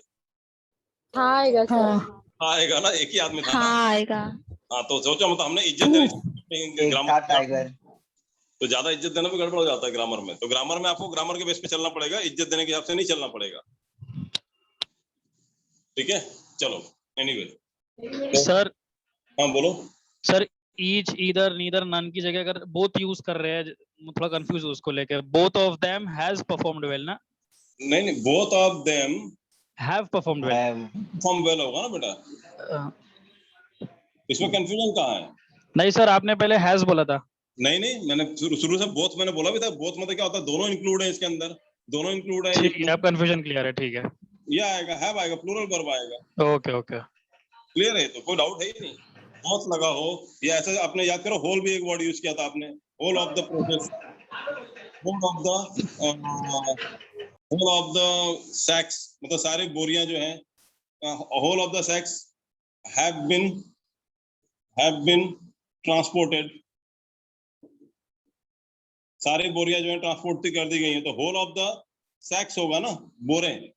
तो ये प्लूरल नाउन है, तो ये प्लूरल वर्ब भी होगी। मतलब यहाँ पे होल में क्या होता है, आपने सब ले लिया ना, एक एक करके थोड़ी लिया आपने। समझा कि नहीं समझा आपको? Yes sir. कोई डाउट इसमें? अभी समझा आपको? ये डिस्ट्रीब्यूट ना, आपने डिस्ट्रीब्यूट थोड़ी किया, बोथ में तो सब इंक्लूड कर लिया ना, इसमें डिस्ट्रीब्यूट कहाँ किया आपने एक एक करके? Now the next one is relative pronoun. Relative pronoun, नाम से लग रहा है रिलेटिव प्रोनाउन मतलब क्या होता है, रिलेशन जोड़ने का काम आता है। कौन कौन से वर्ड नॉर्मली यूज किया जाता है? Who, whom, which, what, that, normally यही वर्ड यूज किया जाता है। 1 2 3 4 5 ये वर्ड ही यूज किए जाते हैं हम लोग रिलेटिव प्रोनाउन के लिए। अच्छा, इसमें जो खास बात है जो हमको ध्यान रखना पड़ेगा ना, वो रिलेटिव प्रोनाउन में याद रखना है कि यहाँ का मीनिंग क्या आएगा। क्योंकि आपको पता है जो वर्ड लिखे हैं मैंने, सर ये इंट्रोगेटिव भी आता है ना? हाँ, मैं यही बोलना चाह रहा हूँ। थोड़ी देर पहले मैंने यही सारे वर्ड जो हैं इंट्रोगेटिव में लिया था, डैट को छोड़ के सारे वर्ड्स मैंने इंटरोगेटिव में लिया था, राइट? तो वहां पे हु का मतलब क्या होता है? हु आर यू, तुम कौन हो? whom do you want to meet, किससे मिलना क्वेश्चन चाहते कर रहे हैं ना. हो? which book you want, कौन सी किताब चाहिए तुम्हें? what are you looking?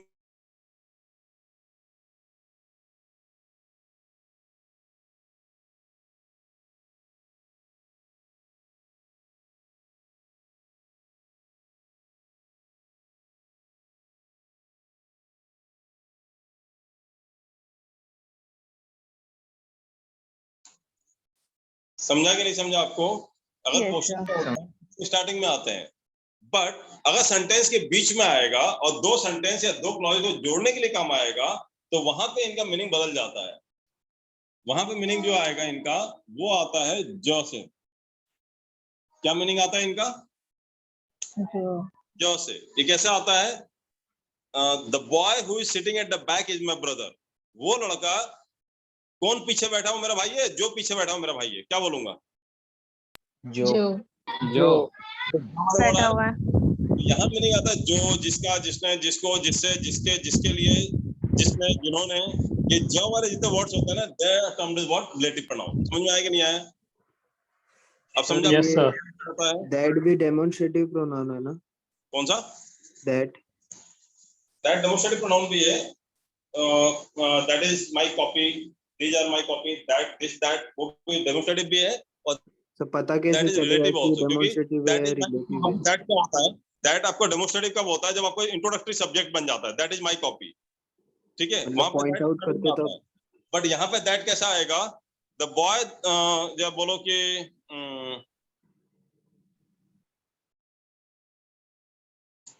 कुछ भी बता दो, दैट लगा दो. जैसे the dog that I saw yesterday was roaming in the garden.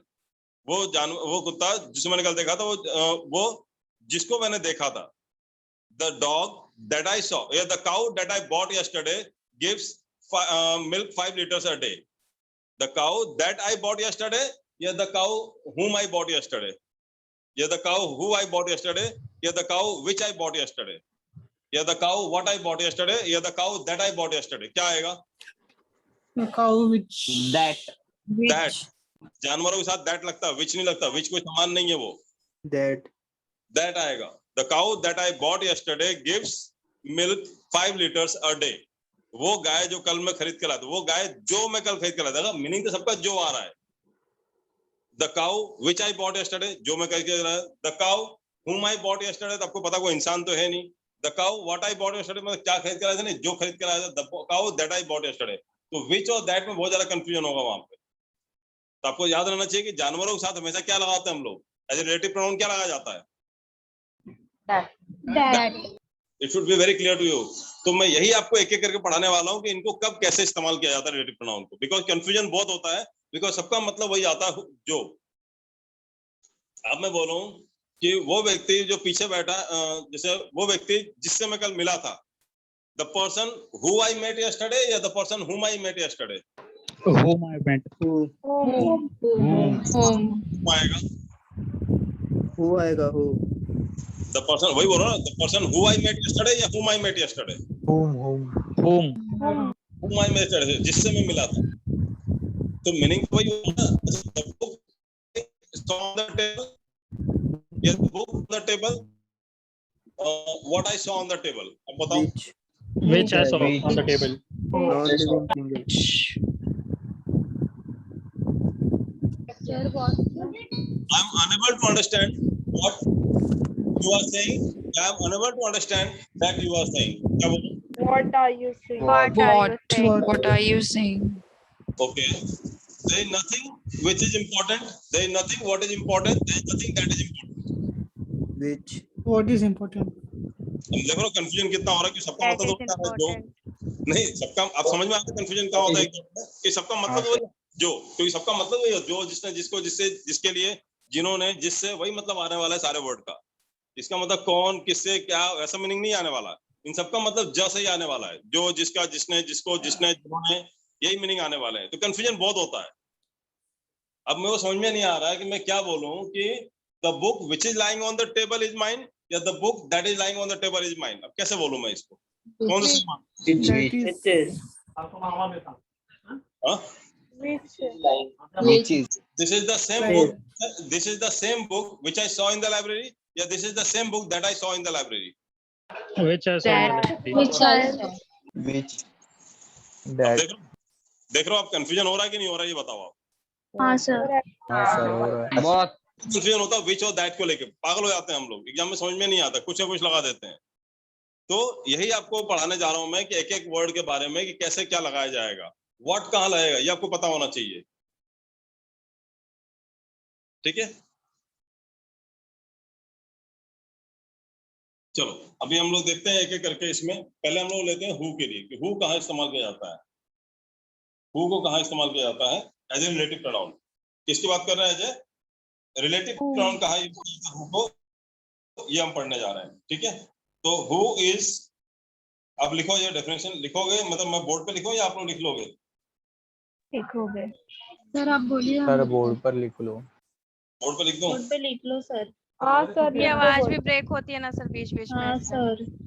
तो हु इज यूज्ड फॉर, पहली बात ध्यान रखना, पर्सन। किसके लिए यूज किया जाता है हु को? व्यक्ति के लिए, सामान के लिए यूज नहीं कर सकते आप। Who is used for the person, use for ऐसे काम करो, use for the person.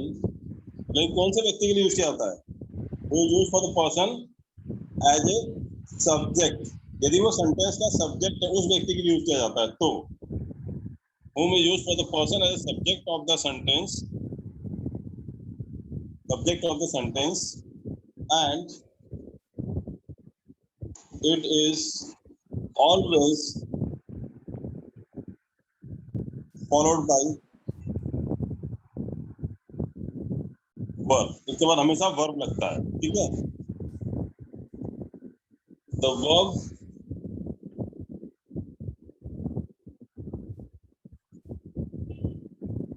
Sir second line है क्या? हाँ इसी में है। the verb depends on the antecedent noun or noun। The verb depends on the antecedent noun of the noun। अब मैं आपको समझा रहा हूँ एंटीसीडेंट क्या होता है। सुबह बात हुई थी शायद, सुबह जो क्लास अटेंड किया तो उनको बताया था मैंने एंटीसीडेंट क्या होता है। हु के पहले जो नाउन है प्रोनाउन होगा ना, उस पर डिपेंड करेगा हु के बाद सिंगुलर आएगा कि वर्ब के प्लूरल आएगा। जो वर्ब, देखो मैंने क्या बोला, who is used for the person, पहली बात कि वो व्यक्ति के लिए यूज किया जाता है, ये ध्यान रखना है। और वो व्यक्ति क्या होना चाहिए, वो सेंटेंस में क्या होना चाहिए, सब्जेक्ट होना चाहिए, ऑब्जेक्ट नहीं होना चाहिए वो व्यक्ति सेंटेंस में। And it is always followed bye verb, और हु के बाद हमेशा वर्ब आता है, सब्जेक्ट नहीं आता है कोई। ठीक है, हु के बाद हमेशा वर्ब आएगा, और जो वर्ब होगा वो डिपेंड करेगा कि वो मतलब सिंगुलर है प्लूरल है, किस पर डिपेंड करेगा। And the verb depends on the antecedent of noun और प्रोनाउन। मतलब वो वर्ब एंटीसीडेंट पर डिपेंड है, नाउन और प्रोनाउन को, सिंगुलर वर्ब होगा या प्लूरल वर्ब होगा। जैसे मान लो ही, हु, इज और दोज, हु, आर। अब इसे समझ में आ रहा है आपको कि हु के पहले एंटीसीडेंट प्रोनाउन में अगर ही सिंगुलर है तो वर्ब सिंगुलर लगा, हु के पहले अगर प्रोनाउन प्लूरल है तो प्लूरल लगा। जैसे बोलो कि Mohan, who is my brother, और माय फ्रेंड्स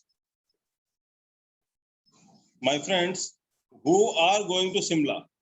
तो माय फ्रेंड्स एंटीसीडेंट में हु के पहले जो नाउन लगा है, माय फ्रेंड प्लूरल है, इसलिए प्लूरल वर्ब, और इधर सिंगुलर है तो सिंगुलर वर्ब। तो हु के पहले जो एंटीसीडेंट में नाउन है प्रोनाउन आएगा, उस पर डिपेंड करेगा आगे वाला वर्ब सिंगुलर या प्लूरल होगा। समझ में आएगा? एंटीसीडेंट मतलब क्या होता है? एंटीसीडेंट मतलब होता है, देखो एक होता है पोस्टसीडेंट, मतलब क्या आगे वाला, और एंटीसीडेंट मतलब पीछे वाला।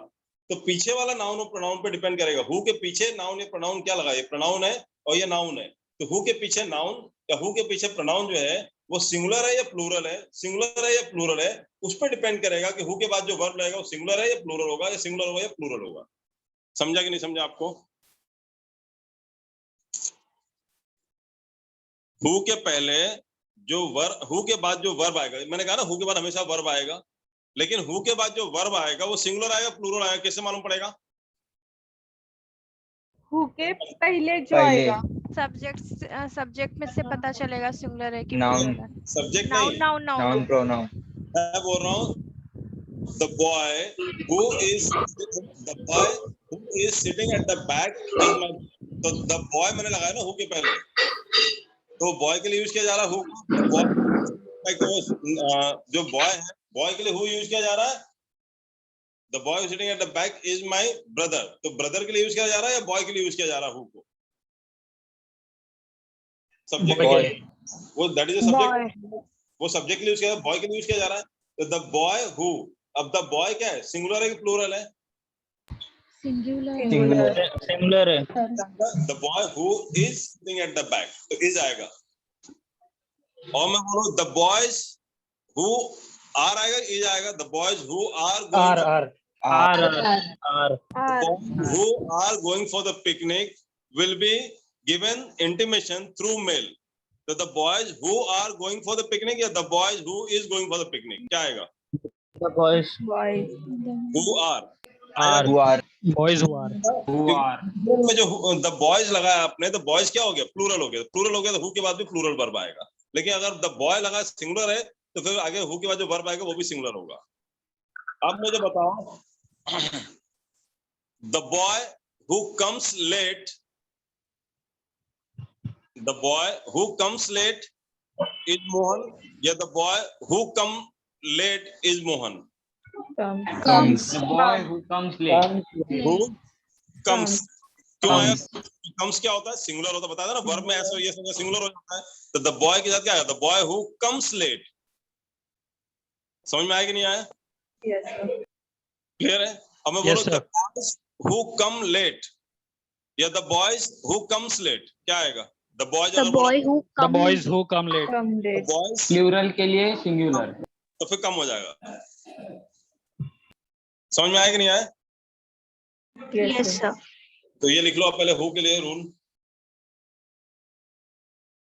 और एग्जांपल लिखो, the boy who is sitting at the back is my brother, लड़कियां लिख लें, the girl who is sitting at the back is my sister, the girl who is sitting at the back is my sister, और लड़के लिख लें, the boy who is sitting at the back is my brother।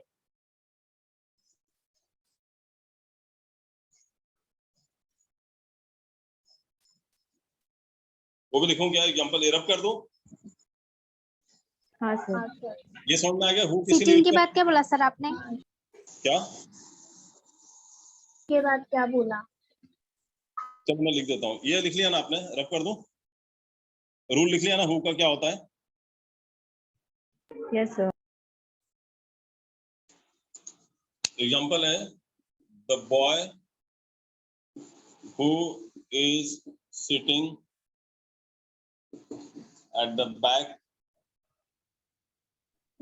is my, ये singular है, क्योंकि the boy क्या है, singular noun है, इसलिए हु के बाद यहाँ पे सिंगुलर वर्ब आएगा, तो हु के बाद वर्ब आता है, और हु उसके लिए यूज किया जाता है जो सब्जेक्ट ऑफ द सेंटेंस होता है, और हु होता है व्यक्ति के लिए यूज किया जाता है, बॉय क्या होता है, व्यक्ति है, समान नहीं है, ये सारे टर्म्स एंड कंडीशन क्लियर हो रहा है, ठीक है।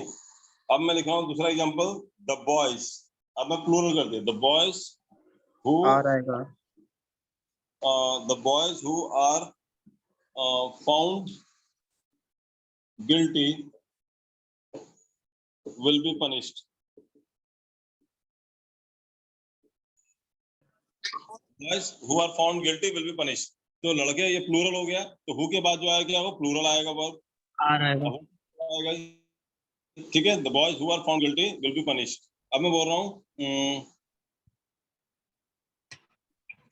the girl who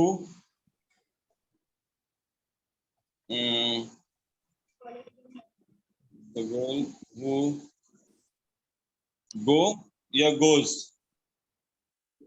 to school daily, वो आएगा, goes, क्यों आएगा, तो ये गर्ल सिंगुलर है, लेकिन अगर वही होता द गर्ल्स who go आता, या गर्ल्स तो क्या आता, वो आता, क्योंकि गर्ल्स क्या है, प्लूरल है। अब समझ में आया कि नहीं आया कंसेप्ट समझ में आया कि नहीं आया, आगे का कुछ भी हो, कंसेप्ट समझ में आया कि नहीं आया, कि who is person as a subject and it is always followed by verb and the verb depends on its antecedents, noun or pronoun, who is always used for the person as a subject, and it is always followed by verb, and the verb will be singular or plural. It totally depends on the different noun or pronoun. समझ में आएगा नहीं यार? Sir singular रहेगा तो is और plural रहेगा तो आर। मतलब इज आर नहीं, मतलब कोई भी हैज है में कुछ भी आ सकता है, कम या कम हो सकता है, गो या गो, मतलब सिंगुलर प्लूरल वर्ब की बात कर रहा हूँ मैं। जरूरी नहीं इज और आर ही आएगा, ये भी तो है, गो है, कम है, हैज है, हैव है, सिंगुलर प्लूरल कोई भी आ सकता है ना इसमें, खाली इज आर की बात नहीं कर रहे हम लोग। तो थोड़ा आसान लगता है इज आर बताना, जल्दी समझ में आता है, इसलिए इज आर वाला एग्जांपल लेता हूँ। बाकी हैज और हैव का भी हो सकता है, ठीक है, डज और डू का भी हो सकता है। द बॉय हु, अच्छा बताओ, the boy who does his work on time या the boy who do his work on time? Does. होता है, सिंगुलर होता है। And the boys who do their work on time या the boys who does their work on time? Do their work. अब समझ में आया कि नहीं आपको? तो ये इसको फर्क नहीं पड़ता, हैज हैव भी हो सकता है, डू डज भी हो सकता है। सर एक मिनट इरेज मत कीजिए, क्या इरेज मत कीजिए, इरेज मत कीजिए। लिख लो आप, ये समझ में आ गया? गर्ल, जल्दी लिखो हेलो आप। हाँ बोलो। सर, ये द गर्ल हु गोज वाला है ना, फिर से एक्सप्लेन करना ना please. The girl who goes, goes हाँ। है, सिंगुलर है, तो सिंगुलर है तो वर्ब भी क्या होगा? सिंगुलर होगा। गोज का होता है, सिंगुलर वर्ब होता है। जितने भी वर्ब के, देखो वर्ब का एक फर्स्ट फॉर्म होता है जिसमें आता है गो, कम, टेक, है ना, और बताओ वॉश, कोई भी, आना जाना, खाना पीना, उठना बैठना, मारना पीटना, है ना, मतलब फाइट, कॉल, ठीक है। तो ये सब क्या होता है? वर्ब का फर्स्ट फॉर्म। ये वर्ब का फर्स्ट फॉर्म प्लूरल होता है, ध्यान रखना। ये प्लूरल वर्ब, प्लूरल सब्जेक्ट के साथ लगता है ये। जैसे कि प्लूरल में क्या होता है? आई, वी, यू, दे, इनके साथ लगता है। और एक होता है वर्ब का फिफ्थ फॉर्म। वर्ब का फिफ्थ फॉर्म कुछ नहीं होता, बल्कि वर्ब के फर्स्ट फॉर्म में एस या ईएस लगा के बनता है। जैसे कि गो का goes, comes, takes, calls, sorry washes, calls. तो आप मुझे बताओ, ये जो होता है ये सिंगुलर के साथ होता है, मतलब सिंगुलर, ये सिंगुलर नाउन के साथ लगते, सिंगुलर सब्जेक्ट के साथ लगते हैं। सिंगुलर सब्जेक्ट के साथ लगते हैं मतलब क्या हुआ? जैसे he, she, it, my friend, Mohan, Mohan उनके साथ। और यहाँ क्या आएगा? My friends. अच्छा बताओ, माय फ्रेंड्स गो देयर या my friends goes there? Go there. My friend go there या my friend goes there? Goes there. Goes there. Goes to school daily या Mohan go to school daily? He calls me at night या he call me at night? Calls. And they call me at night या they calls me at night? Call. आपको ये plural के साथ लगता है, और ये वाला पार्ट जो है सिंगुलर के साथ लगता है। अब मतलब नाउन में एस और यस लगा दो तो प्लूरल बन जाता है। जैसे कि पेन में पेन्स लगा दिया, या चेयर का चेयर्स लगा दिया, बेंच का बेंचेस कर दिया, तो वहां पे एस और यस लगाने से प्लूरल बन जाता है नाउन में। लेकिन में एस और यस लगा देने से सिंगुलर बन जाता है। ध्यान रखो आप ये चीज, कंफ्यूजन बहुत होता है लोगों को इसमें। नाउन में एस और यस लगा दोगे तो प्लूरल बन जाएगा, बहुवचन बन जाएगा, बहुत सारे हो जाएंगे। लेकिन वर्ब में एस और यस लगा दो तो सिंगुलर बन जाता है। ध्यान रखो आप, दोनों केस में डिफरेंस होता है। नाउन में कोई भी समान है, समान में एस और यस लगाओ तो प्लूरल बन जाएगा, बहुवचन बन जाएगा। बट जो क्रिया है, जो काम है, उसमें एस और यस लगा दो तो सिंगुलर बन जाएगा। समझा कि नहीं समझा आपको? क्लियर है? Yes, sir. मिटा दूं आपको, बोर्ड मिटा दूं? Yes sir. ओके।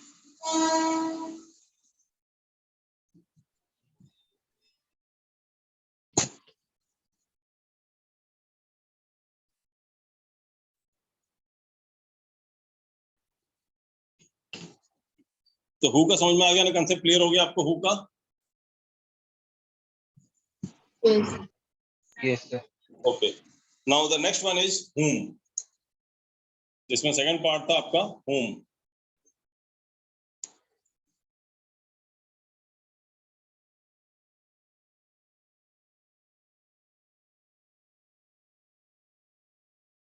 तो whom का आप लिखो, whom is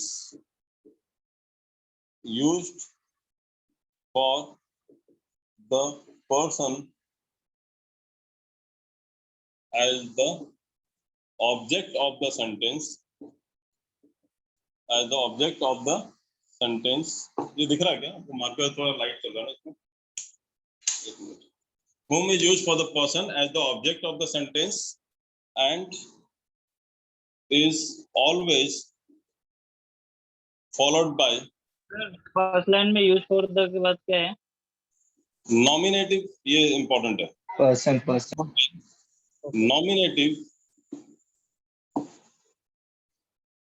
nominative या इसको हम लोग बोलते हैं subjective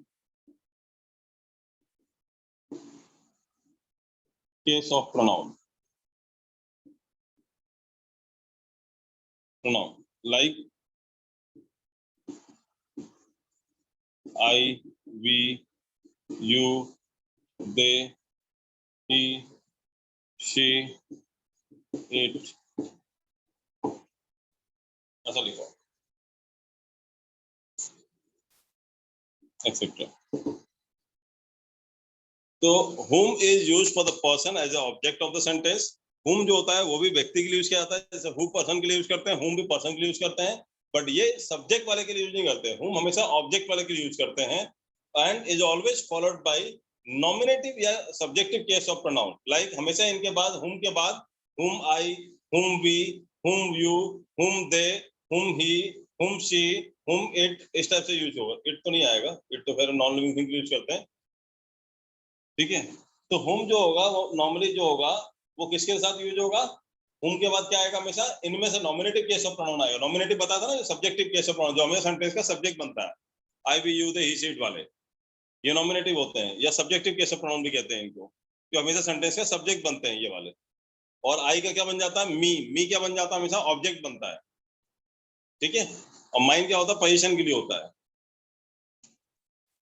ये समझ में आया आपको? अब एग्जांपल के थ्रू और ज्यादा समझ में आएगा, क्लियर होगा चीजें. अगर मैं लिखता हूं, एग्जांपल लिख लेते हैं. This is the boy, this is the boy whom I met in the mall. This is the boy whom I met in the mall. This is the boy whom I met in the mall. ये whom किसके लिए लगा है? ये boy के लिए लगा है. बट बॉय क्या है? सेंटेंस का ऑब्जेक्ट है. दिस इज द बॉय, तो आपका सब्जेक्ट तो दिस है. दिस इज द बॉय, ये वो लड़का है जिससे मैं मॉल में मिला था. तो whom I met in the mall. तो whom किसके लिए यूज किया जाता है? whom यूज किया जाता है ऐसे व्यक्ति के लिए जो सेंटेंस का ऑब्जेक्ट हो. तो ये ऑब्जेक्टिव केस ऑफ प्रोनाउन है, ये सेंटेंस का ऑब्जेक्ट है. तो whom उसके लिए यूज किया जाता है. और whom के बाद हमेशा नॉमिनेटिव केस ऑफ प्रोनाउन लगता है. जैसे यहाँ पे I लगा हुआ है, या फिर we लगा होता, you लगा होता, they लगा होता, he लगा होता, she लगा होता, कुछ भी ऐसा लगाओ जो नॉमिनेटिव होते हैं, जो सब्जेक्ट बनते हैं सेंटेंस के, वो लगता है इसमें. समझा आपको? यस.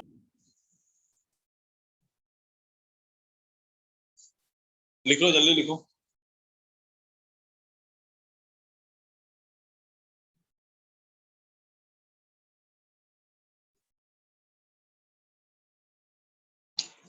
दूसरा एग्जांपल के लिए जगह है, लेकिन दिखेगा क्या?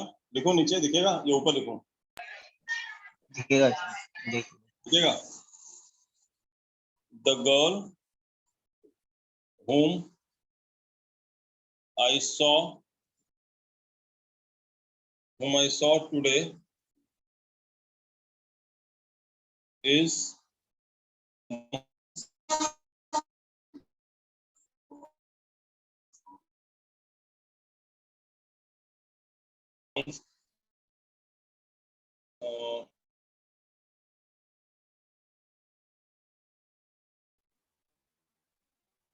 दिख रहा ना आपको? The girl whom I saw today is Mohan's niece. तो देखो, the girl whom I saw today is Mohan's niece. तो ये whom I saw today is Mohan's niece, वो niece के लिए बात कर रहे हैं, ऑब्जेक्ट के लिए बात कर रहे हैं. whom ऑब्जेक्ट के लिए यूज किया जा रहा है, पर्सन के लिए. और whom के बाद क्या लगा हुआ है? I.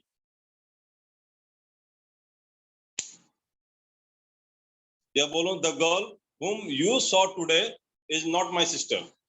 The girl whom you saw today is not my sister. वो लड़की जिसे तुमने आज देखा था वो मेरी बहन नहीं है. The girl whom you saw today is not my sister. समझ में आया कि नहीं आया आपको ये कहानी? Yes, sir.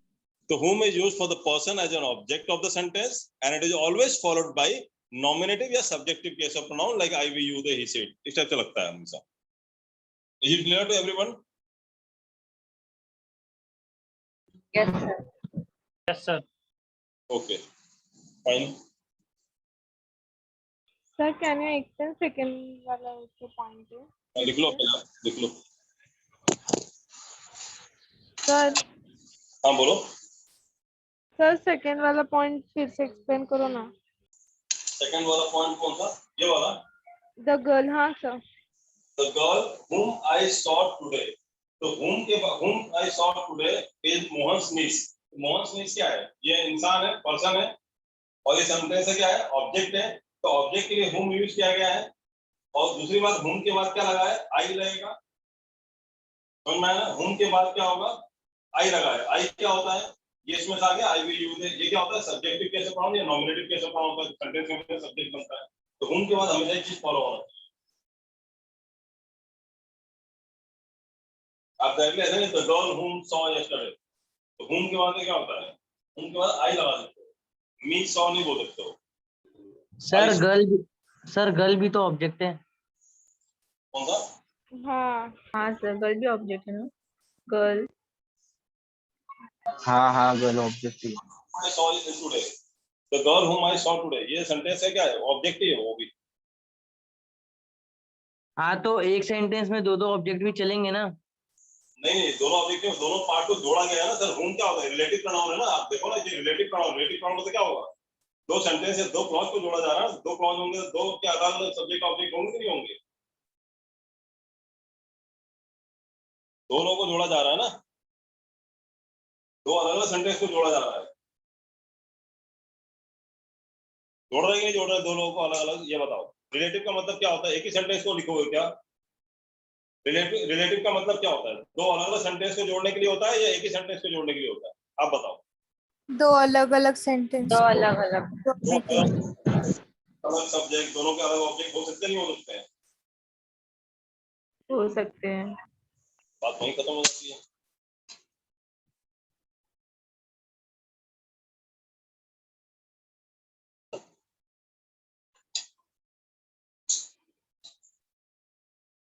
But no doubt यहाँ जो गर्ल है वो भी ऑब्जेक्ट है, सब्जेक्ट नहीं है.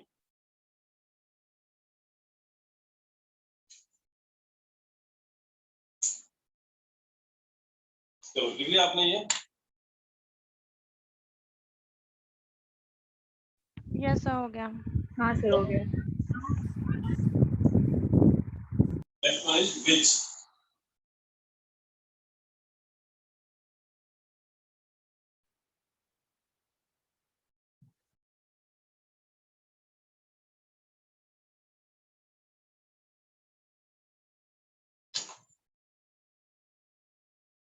which. Which is used for. Sorry, मेरी आवाज आ रही है क्या अभी? Which is used for non-living things. Which is used for non-living things.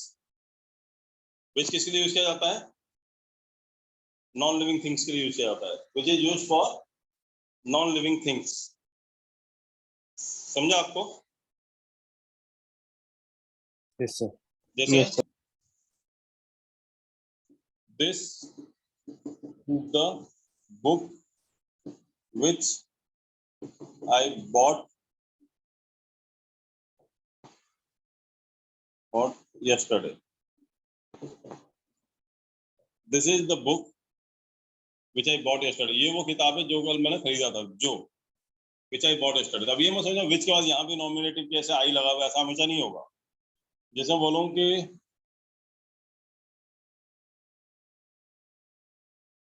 the book which are lying on the table the book the books which are lying on the table are mine. अब देखो यहाँ पे दो आ रहा है कि नहीं आया, तो दो अलग अलग सेंटेंस से जोड़ रहा है ना. तो the books which are lying on the table are mine. तो which मतलब क्या होता है, जो. अब यहाँ पे प्लूरल इसे लगा के यहाँ बुक्स लगा, बुक लगा दो क्या, the book which is lying on the table, which is lying on the table is mine हो जाएगा यहाँ पे. तो इस पर डिपेंड करेगा, यहाँ पे नाउन सिंगुलर है प्लूरल है, इसका यहाँ पे वर्ब लग जाएगा, which के एंटीसीडेंट में जो होगा, और यहाँ पे स्टेप से आएगा. बट यहाँ पे वर्ब आएगा तो फिर ये एंटीसीडेंट पे डिपेंड करेगा. जब वर्ब होगा ही नहीं तो फिर यहाँ कोई मतलब ही नहीं. The book which is are थोड़ी आएगा, आई आ गया यहाँ पे. तो सेंटेंस में वो सब चीजें नहीं देखना, यहाँ पे कोई वर्ब का स्पेल नहीं का, हमेशा वर्ब आएगा ही आएगा. यहाँ नॉमिनेटिव केस भी आ रहा है, कहीं वर्ब भी आ रहा है, कुछ भी आ सकता है, बट विच हमेशा किसके लिए यूज करा जाएगा, बुक. बुक क्या है, non living thing. Sir second line एक बार फिर से समझाओ ना. The book which is lying on the table is mine. वो किताब जो टेबल पर रखी है वो मेरी है. अगर मैं बोलता हूँ द बुक्स, अगर बहुत सारी किताबें हैं तो विच के बाद क्या आ जाएगा, are lying on the table are mine, वो मेरी है. ओके सर यहाँ पे टेबल भी तो नॉन लिविंग हुआ ना. क्या यहाँ पे आपको, हाँ नॉन लिविंग थिंग है the book which are lying on the table, लेकिन आपने विच किसके लगाया है, टेबल के लिए लगाया या बुक के लिए लगाया. बुक के लिए. बुक के लिए. हाँ तो हमारा कंसर्न बुक पे है, टेबल क्या है उसे कोई मतलब नहीं है. या द बुक विच इज, अब मैं यहाँ पे क्या हो रहा हूँ, टेबल नहीं लगा रहा हूँ. चलो आपको टेबल में प्रॉब्लम हो रही है, मैं टेबल ही हटा देता हूँ यहाँ से. The book which is in your hand is mine. अब बोलो, अब क्या बोलोगे, अब तो टेबल ही हटा दिया मैंने. बुक. अब योर तो इंसान हो गया, अब ये तो मतलब नॉन लिविंग थिंग नहीं है, ये तो लिविंग थिंग है योर, आपके हाथ में जो किताब है. लेकिन हमारा जो विच लगा है वो बुक के लिए लगा है, ना कि मेरे हाथ के लिए लगा है. समझा कि नहीं समझा आपको. समझा सर. या मैं योर वो हैंड के जब बोल देते हैं इन मोहन हैंड, समझा कि नहीं समझा आपको. तो मोहन पे नहीं डिपेंड कर रहा है, ये जो विच लग रहा है ये हमारे इस किताब के लिए लग रहा है, ये नॉन लिविंग थिंग के लिए लग रहा है जो विच लगा रहे हैं हम लोग. समझा कि नहीं समझा आपको. समझा आपको. The book which is lying on the table या the book which I bought yesterday, this is the book which I bought yesterday. समझ में आपको सब चीजें क्लियर है. विच, हाँ सर. ओके सर एक मिनट. हाँ लिख लो आप.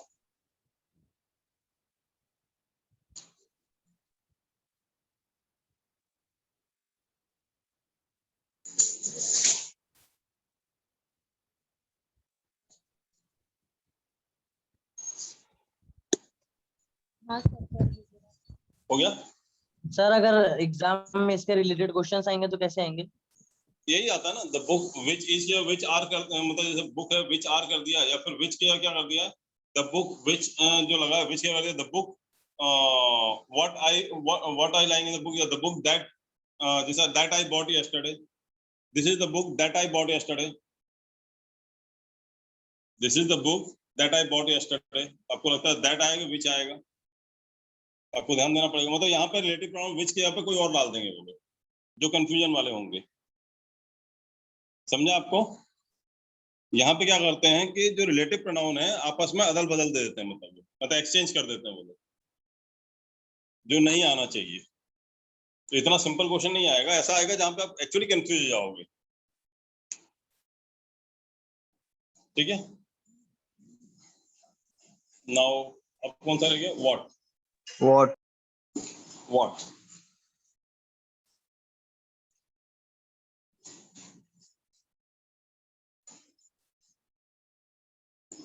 अब मुझे बताओ,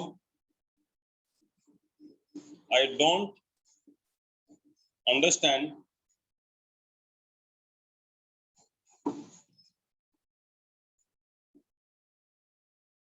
मुझे समझ में नहीं आ रहा आप क्या कहते हो, जो आप कहना चाहते हो. I don't understand What you Which say? What are you saying? What are you saying? What are you?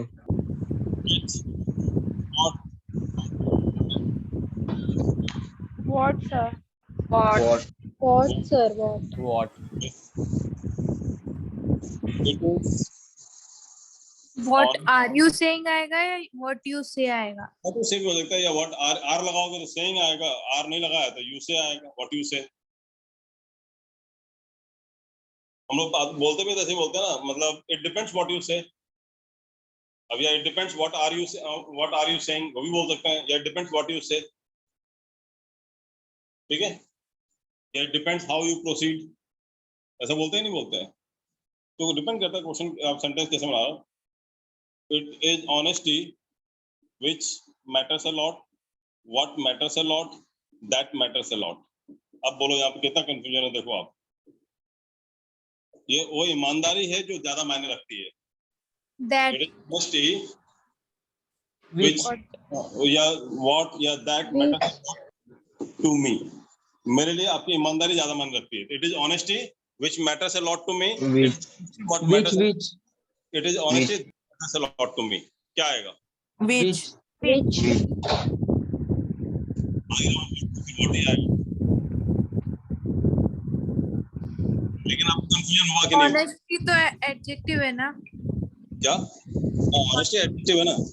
Honesty adjective नहीं है, किसने कहा ऑनेस्टी एडजेक्टिव? ऑनेस्टी नाउन है। ऑनेस्ट आपका एडजेक्टिव होता है। Okay. टीवाई लगाए तो नाउन होता है। टीवाई मतलब जैसे कोई भी टीवाई लगाया है ना, टीवाई मतलब थर्ड ईयर नहीं होता। टीवाई मतलब जो भी टीवाई लगाया वो नाउन होता है, जैसे कि ऑनेस्टी, फ्रेटर्निटी, लिबर्टी, और बताओ टीवाई वाले वर्ड बताओ, वर्ड बताओ। Poverty. Poverty, liberty, fraternity, Integrity. Insanity, Electricity. Continuity. Integrity, safety, कुछ भी बोलो आप। तो टीवाई वाले जितने वर्ड है सब नाउन होते हैं, ध्यान रखना आप। 90% वर्ड्स नाउन होते हैं। तो ऑनेस्ट आपका एडजेक्टिव है। ऑनेस्टी में अच्छा एक चीज बताओ, ऑनेस्टी भी कोई चीज होती है, तो खुद ही बोल रहा हूँ ऑनेस्टी भी कोई चीज होती है। चीज क्या होता है? नाउन होता है। आप खुद भी बोलते हो ईमानदारी भी कोई चीज होती है, तो खुद ही बोल रहे हो चीज होती है, तो चीज क्या होता है? कोई व्यक्ति, वस्तु या चीज को क्या बोलते हैं हम लोग? नाउन बोलते हैं कि एडजेक्टिव बोलते हैं? तो आप खुद ही बोलते हैं ईमानदारी भी कोई चीज होती है, तो खुद ही बोल रहे हो ईमानदार व्यक्ति होता है, तो ऑनेस्ट पर्सन होता है। तो जब ऑनेस्ट पर्सन होता है तो ऑनेस्ट क्या हो गया? ये एडजेक्टिव होता है ना, क्वालिटी हो गई ना पर्सन की। और ऑनेस्टी हो गया, ऑनेस्ट हो गया। सर बैकग्राउंड से बहुत आवाज आ रहा है। नहीं मेरे को तो नहीं आ रहा है, बस आप लोग आ रहा है क्या? हाँ सर आ रहा है। अभी बंद हुआ। अभी भी आ रहा है क्या? नहीं, किसी का माइक ऑन था। ओके। ऑनेस्टी मतलब होता है ईमानदारी। ये देखो आप, ईमानदारी भी कोई चीज होती है, ईमानदार व्यक्ति होता है, तो ईमानदार, ईमानदार क्या हो गया? एडजेक्टिव हो गया। और मैं एक बोलता हूँ ऑनेस्टली, हर कोई अपना अपना काम ऑनेस्टली करे तो अच्छा होता है। ऑनेस्टली मतलब क्या होता है? ईमानदारी से, ईमानदारी से। तो जहां भी ये से आ जाता है समझ लो, या एलवाई आता है इंग्लिश में, ये हो जाता है एडवर्ब। तो ऑनेस्टी नाउन है, ये नाउन है, ऑनेस्ट एडजेक्टिव है, और ऑनेस्टली जो होता है वो एडवर्ब होता है। इसी टाइप से नेसेसिटी मतलब जरूरतें, तो नेसेसिटी क्या हो गया? नाउन है। नेसेसरी क्या हो गया? एडजेक्टिव है। और नेसेसरीली क्या हो गया? एडवर्ब है। अभी समझा कि नहीं समझा आपको? समझा आपको? हाँ तो सर एक मिनट, ये लिखना था, ये लिखने की जरूरत नहीं है, ये पढ़ेंगे हम लोग बाद में। अभी मुझे ये बताओ जो हम पढ़ रहे हैं, it is honesty which matters a lot, या व्हाट मैटर्स अ लॉट, या दैट मैटर्स अ लॉट। अभी कंफ्यूजन हो रहा है ना? चलो, it is love what makes us happy. It is love which makes us happy, what makes us happy, या that makes us happy। तो कितना कंफ्यूजन है? एग्जाम में आ जाता, आपको दिमाग घूम जाएगा, क्या लगा? नहीं, यहाँ भी what makes अब मैं बता रहा हूँ क्यों what आएगा। अगर कोई बात आपको समझा रहा हूँ नहीं समझ में आया तो क्या लग जाएगी आपकी? what लग जाएगी। ईमानदारी में कोई धोखा करते तो क्या लग जाएगी आपकी? what लग जाएगी। प्यार में कोई धोखा देते क्या लग जाएगा आपका? वाट लग गई। आपके इमोशंस हैं, मतलब इमोशंस मतलब एब्स्ट्रैक्ट नाउन। एब्स्ट्रैक्ट नाउन जितने भी होते हैं, एब्स्ट्रैक्ट नाउन मतलब क्या होता है? भाववाचक संज्ञा। आपको पता है ना, भाववाचक संज्ञा मतलब भावना है, मतलब किसी व्यक्ति, वस्तु, स्थान या भाव के नाम को संज्ञा कहते हैं। मतलब noun in the name of person, place, things और इमोशंस। तो जितने भी इमोशंस होते हैं उनकी वाट लग जाती है। इमोशनल लोगों की वाट ज्यादा लगती है। लगती है। तो इमोशंस की वाट लग जाती है, तो हमेशा इमोशंस के साथ वाट आता है, ध्यान रखना आप। तो ऑनेस्टी भी एक इमोशन है, लव भी इमोशन है, अंडरस्टैंड भी इमोशन है। तो जितने भी इमोशंस होते हैं, इमोशंस की वाट लगती है, या इमोशंस के साथ वाट लगता है। समझ में आया कि नहीं आया अभी? अब कभी दिक्कत नहीं होगी आपको। Yes, sir. दिक्कत आई क्या? सर एक बार रिपीट करना। मैं बोल रहा हूँ जहां भी आपको वाट लगने वाली बात आती है, वाट कहाँ लगती है? जब आप किसी के लिए इमोशनल हो जाते हो। और इंग्लिश में बोला जाए तो उस इमोशन को क्या बोलते हैं? Abstract noun. तो अंडरस्टैंड भी एब्स्ट्रैक्ट नाउन है, ऑनेस्टी भी एब्स्ट्रैक्ट नाउन है, लव भी एब्स्ट्रैक्ट नाउन है, क्योंकि ये ऐसे नाउन है जो फील कर सकते हो आप, देख नहीं सकते। ईमानदारी देख सकते हो किसी की? नहीं सर, प्यार दिखता है क्या? नहीं नहीं। दिखता है ना, झुकता है। अंडरस्टैंड मतलब समझ में आ रहा है? समझ में आ रहा है कि नहीं आ रहा? मुझे दिख रहा है क्या? नहीं। आई कैन ओनली फील आपकी बातों से कि मतलब समझ में आ रहा है कि नहीं आ रहा है। तो जो फीलिंग्स होती हैं, जो इमोशंस होता है, उन्हीं की तो वाट लगती है। नहीं लगता? बताओ आप। तो फीलिंग्स हाँ, के फीलिंग्स में दैट लगता है या विच लगता है या व्हाट लगता है? क्या लगता है फीलिंग्स में? व्हाट। फीलिंग्स वाली बात आएगी तो व्हाट लगा देना उसकी, ठीक है? अब नहीं दिक्कत आएगा, अभी कभी गलत नहीं होगा आपसे ये वाला, ठीक है? अभी कभी गलत नहीं होगा क्या गलत आपसे? अब नहीं नहीं सर। सर। अब कभी गलत नहीं होगा। सर अच्छा ट्रिक है। अच्छा ट्रिक है ना ये? हाँ, तो वही अब मैथ्स तो है नहीं, इसमें भी अब ट्रिक मेरे को ऐसे ही बनाने पड़ते हैं ना जो याद रहे आपको। इंग्लिश में शॉर्ट ट्रिक की जगह मैं ऐसे ही ट्रिक्स बनाता हूँ जो याद रहे आपको, दिक्कत ना हो, क्योंकि बहुत लोग कंफ्यूजन होता है विच और दैट को लेकर के। अब आपको कभी कंफ्यूजन नहीं होगा, आपको देखना पड़ेगा ये वर्ड जो लिखे हुए हैं, ये हम मतलब हमारी लाइफ में इन सबसे वाट लगता है कि नहीं लगता, हमें खाली ये देखना है। वाट लगता है तो इन्हें वाट लगा देने का, ठीक है?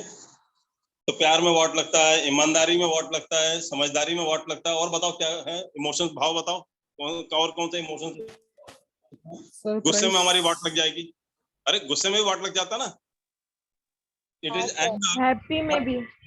हाँ, खुशियों में भी वाट लगता है। शॉक में भी। अच्छा इट इज सैड। अच्छा बताओ मुझे, it is happiness what matters a lot, या it is happiness which matters a lot, या that matters a lot? What matters a lot? खुशियों की वाट लगती है। खुशियों की क्या लगती है? What वाट लगती है। में वाट लगता है, समझदारी में वाट लगता है, खुशियों की वाट लगती है, गुस्से में वाट लगता है। जितने भी इमोशंस होते हैं, इमोशंस में ही वाट लग जाता है, इसलिए ज्यादा इमोशन होने का नहीं। मतलब सर कहीं इमोशन दिखा तो सीधा व्हाट लगा देना। हाँ, सीधे इमोशंस देख के वाट लगा देने का। वैसे रियल लाइफ में भी तो किसी के इमोशंस की वाट लगाते ही हो ना तुम लोग, लड़के लोग। लड़के लोग नहीं सर, लड़कियां लोग। लड़की लोग भी। नहीं लड़के लोग। देखो तुम बोल रहे लड़कियों की वाट लगाती है आजकल, तो लड़कियां बेवफा गाना लड़कियों के लिए निकला। नहीं, लड़कियां ही वाट लगाती हैं आजकल। कहीं भी आप देखो वाट ऐसे नहीं, लड़कियां या लड़कों की वाली बात नहीं है। आप किसी दोस्त पे, लड़का हो चाहे लड़की हो, दोस्त हो, रिश्तेदार हो, या आपके घर वाले भी क्यों ना हो, यदि आप कोई चीज को लेकर के इमोशनल हो जाते हो, जैसे बच्चा है बोला मुझे साइकिल लेनी है, पिताजी उसकी वाट लगा देते, नहीं दिलाते तो ठीक है, तो किसी के भी इमोशंस की वाट लग जाती है, ठीक है? तो इमोशनल कोई चीज के लिए हो गए आप, तो समझ लो आपकी वाट लग गई, ठीक है? प्रैक्टिकल रहोगे तो वाट नहीं लगेगा। प्रैक्टिकल रहोगे तो नॉन लिविंग थिंग्स लगेगा। नॉन लिविंग थिंग होगा तो क्या लगेगा? विच लगेगा। विच में कोई वाट लगती नहीं है नॉन लिविंग थिंग के लिए। चलो ये हो गया वॉट की कहानी। दैट के लिए लिखते हैं, that is used for animals. जानवरों के लिए हम लोग क्या लगाते हैं? दैट लगाते हैं। जैसे एग्जांपल लिखें, this is the cow that I bot yesterday. तो this is the cow that I bot yesterday। तो ये गाय क्या है? एनिमल है। एनिमल के साथ क्या लगता है? दैट। समझा आपको? हाँ सर।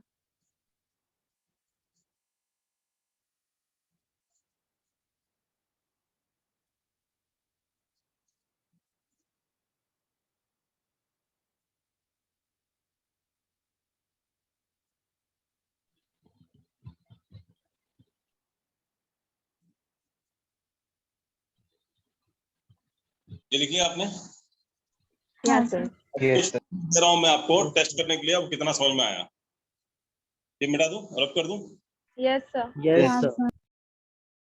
चलो सर 9 बज के गया। ये लास्ट पार्ट है। क्या बोल रहे हो? हाँ सर दे दो क्वेश्चन। तो नहीं 9 बज गया, लेकिन ये लास्ट है, खत्म कर दो ताकि अगली बार मैं क्वेश्चंस चालू करूँ ना, नहीं फिर वो जरा से के लिए जिक्र रह जाएगा। बस सब कुछ पढ़ लिया, जब जरा से रह गया है।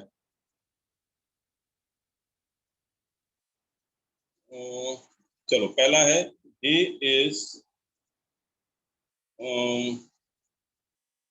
is one of the best players.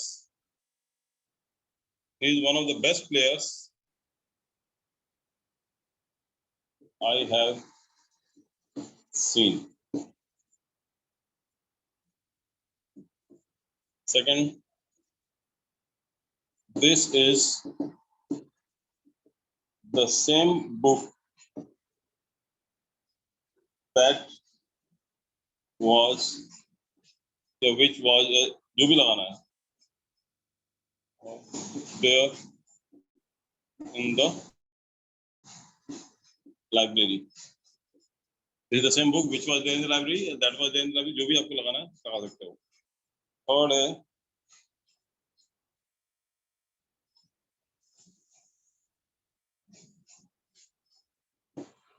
there is nothing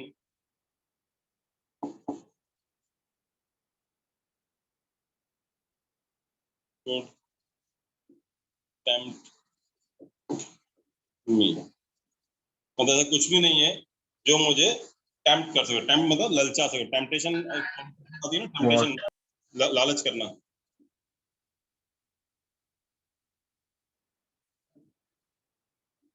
There are few books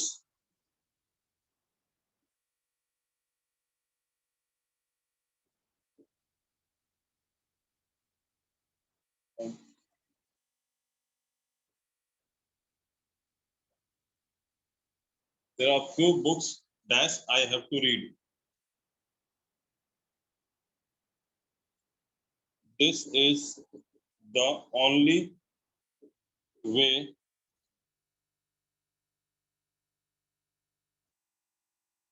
can help him.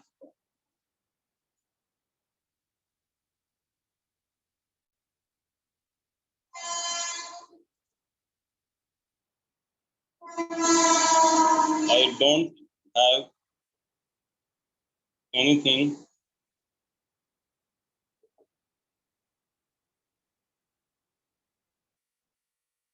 important.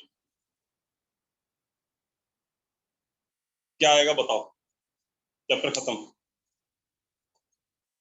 ये होमवर्क है आपका, करके आना।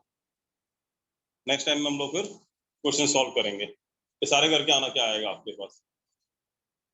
अभी हमने पढ़ लिया ना पूरा, who, which, that, whom, सब पढ़ लिया हमने। अब इनमें आपको भरना उस हिसाब से जो हमने पढ़ा है।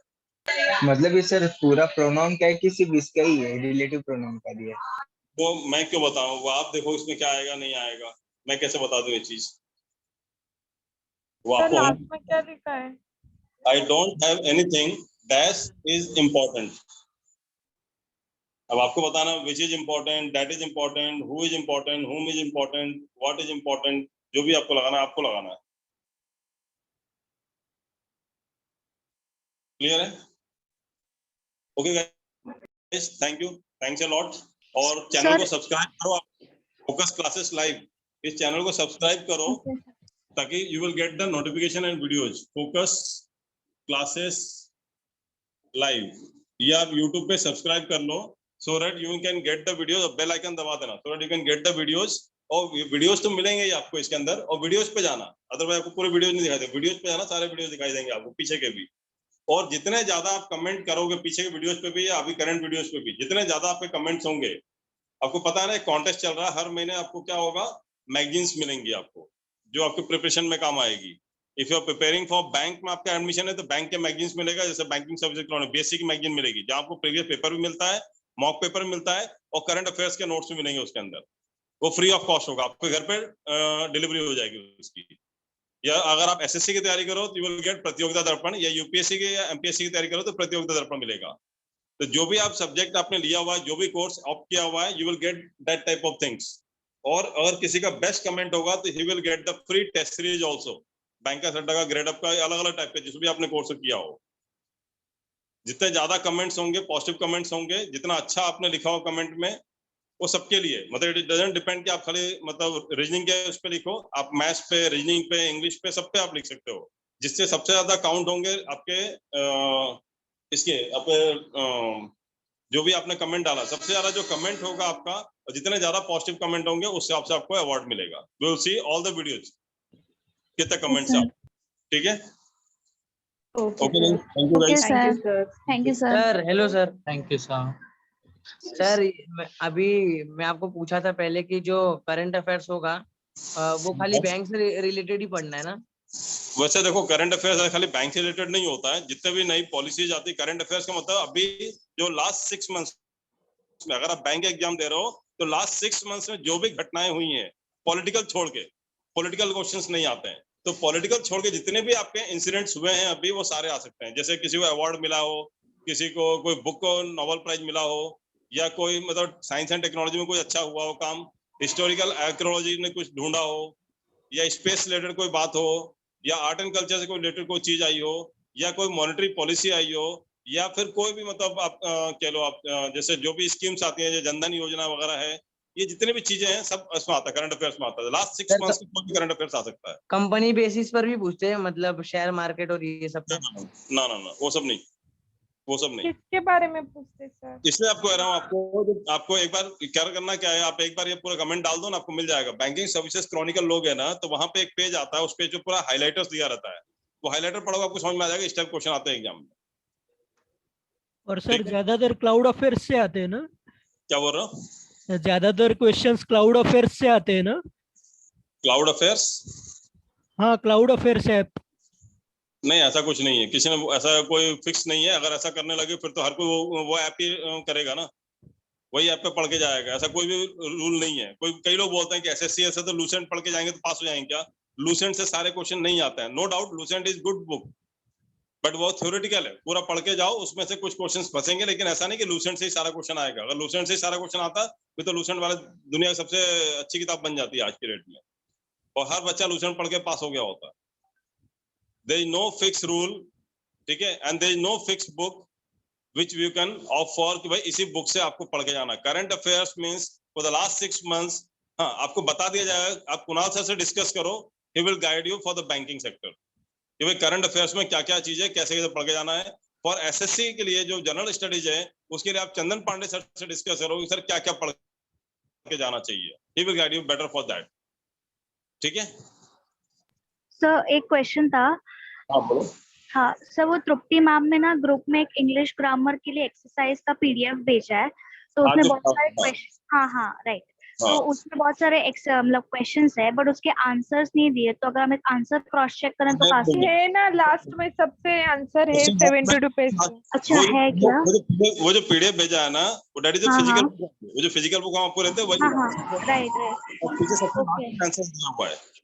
ओके सर, फाइन एक्सप्लेनेशन नहीं दिया है, मैं क्लास में कराता हूँ क्वेश्चंस वगैरह, जैसे अभी प्रोनाउंस खत्म हो गया ना, अगर थोड़ा पहले खत्म होता तो आज पीडीएफ पढ़ाने वाला था, इसलिए भेजा था मैंने वो। Okay sir. 30-40 क्वेश्चंस क्लास में सॉल्व कराता हूँ, और रिमेनिंग 60 क्वेश्चन घर पे कर देता हूँ आपको कि आप कर लोगे। टोटल 100 क्वेश्चंस है हर टॉपिक पे उसमें। Yes right sir. अभी का एसबीआई प्रीलिम का कुछ बोल सकते हैं सर आप? क्या बोल रहे हो? एसबीआई प्रीलिम का? हाँ सर कुछ बोल सकते हो? एसबीआई प्रीलिम से क्वेश्चंस वही आता है ना, ये बता था लास्ट टाइम मैंने आपको पढ़ाया भी था मेरे ख्याल से, आपको आप नहीं थे क्या? मैं आज ज्वाइन हुआ। अच्छा, आज ही ज्वाइन किया क्या? ठीक है ना, वो तो टाइम टू टाइम होता रहता है। मैं अभी आपको एसबीआई प्री से पहले काफी क्वेश्चंस लेने वाला हूँ, काफी सेशंस होने वाले हैं जहाँ हम लोग पूरा पेपर सॉल्व करेंगे। 3-3, 4-4 घंटे का लगातार क्लास होगी आपकी इंग्लिश की, ठीक है? चलेगा? एंड कल भी इंग्लिश क्लास रहेगी, कल इंग्लिश क्लास देखेंगे कितने घंटे की रहेगी, लेकिन कल रहेगा इंग्लिश क्लास अलग से, बिकॉज इंग्लिश का सिलेबस बहुत ज्यादा लैग कर रहा है अभी, ठीक है? Yes sir, okay, thank you sir, thank you sir, thank you sir. Thank you बेटा, thank you sir. Thank you all.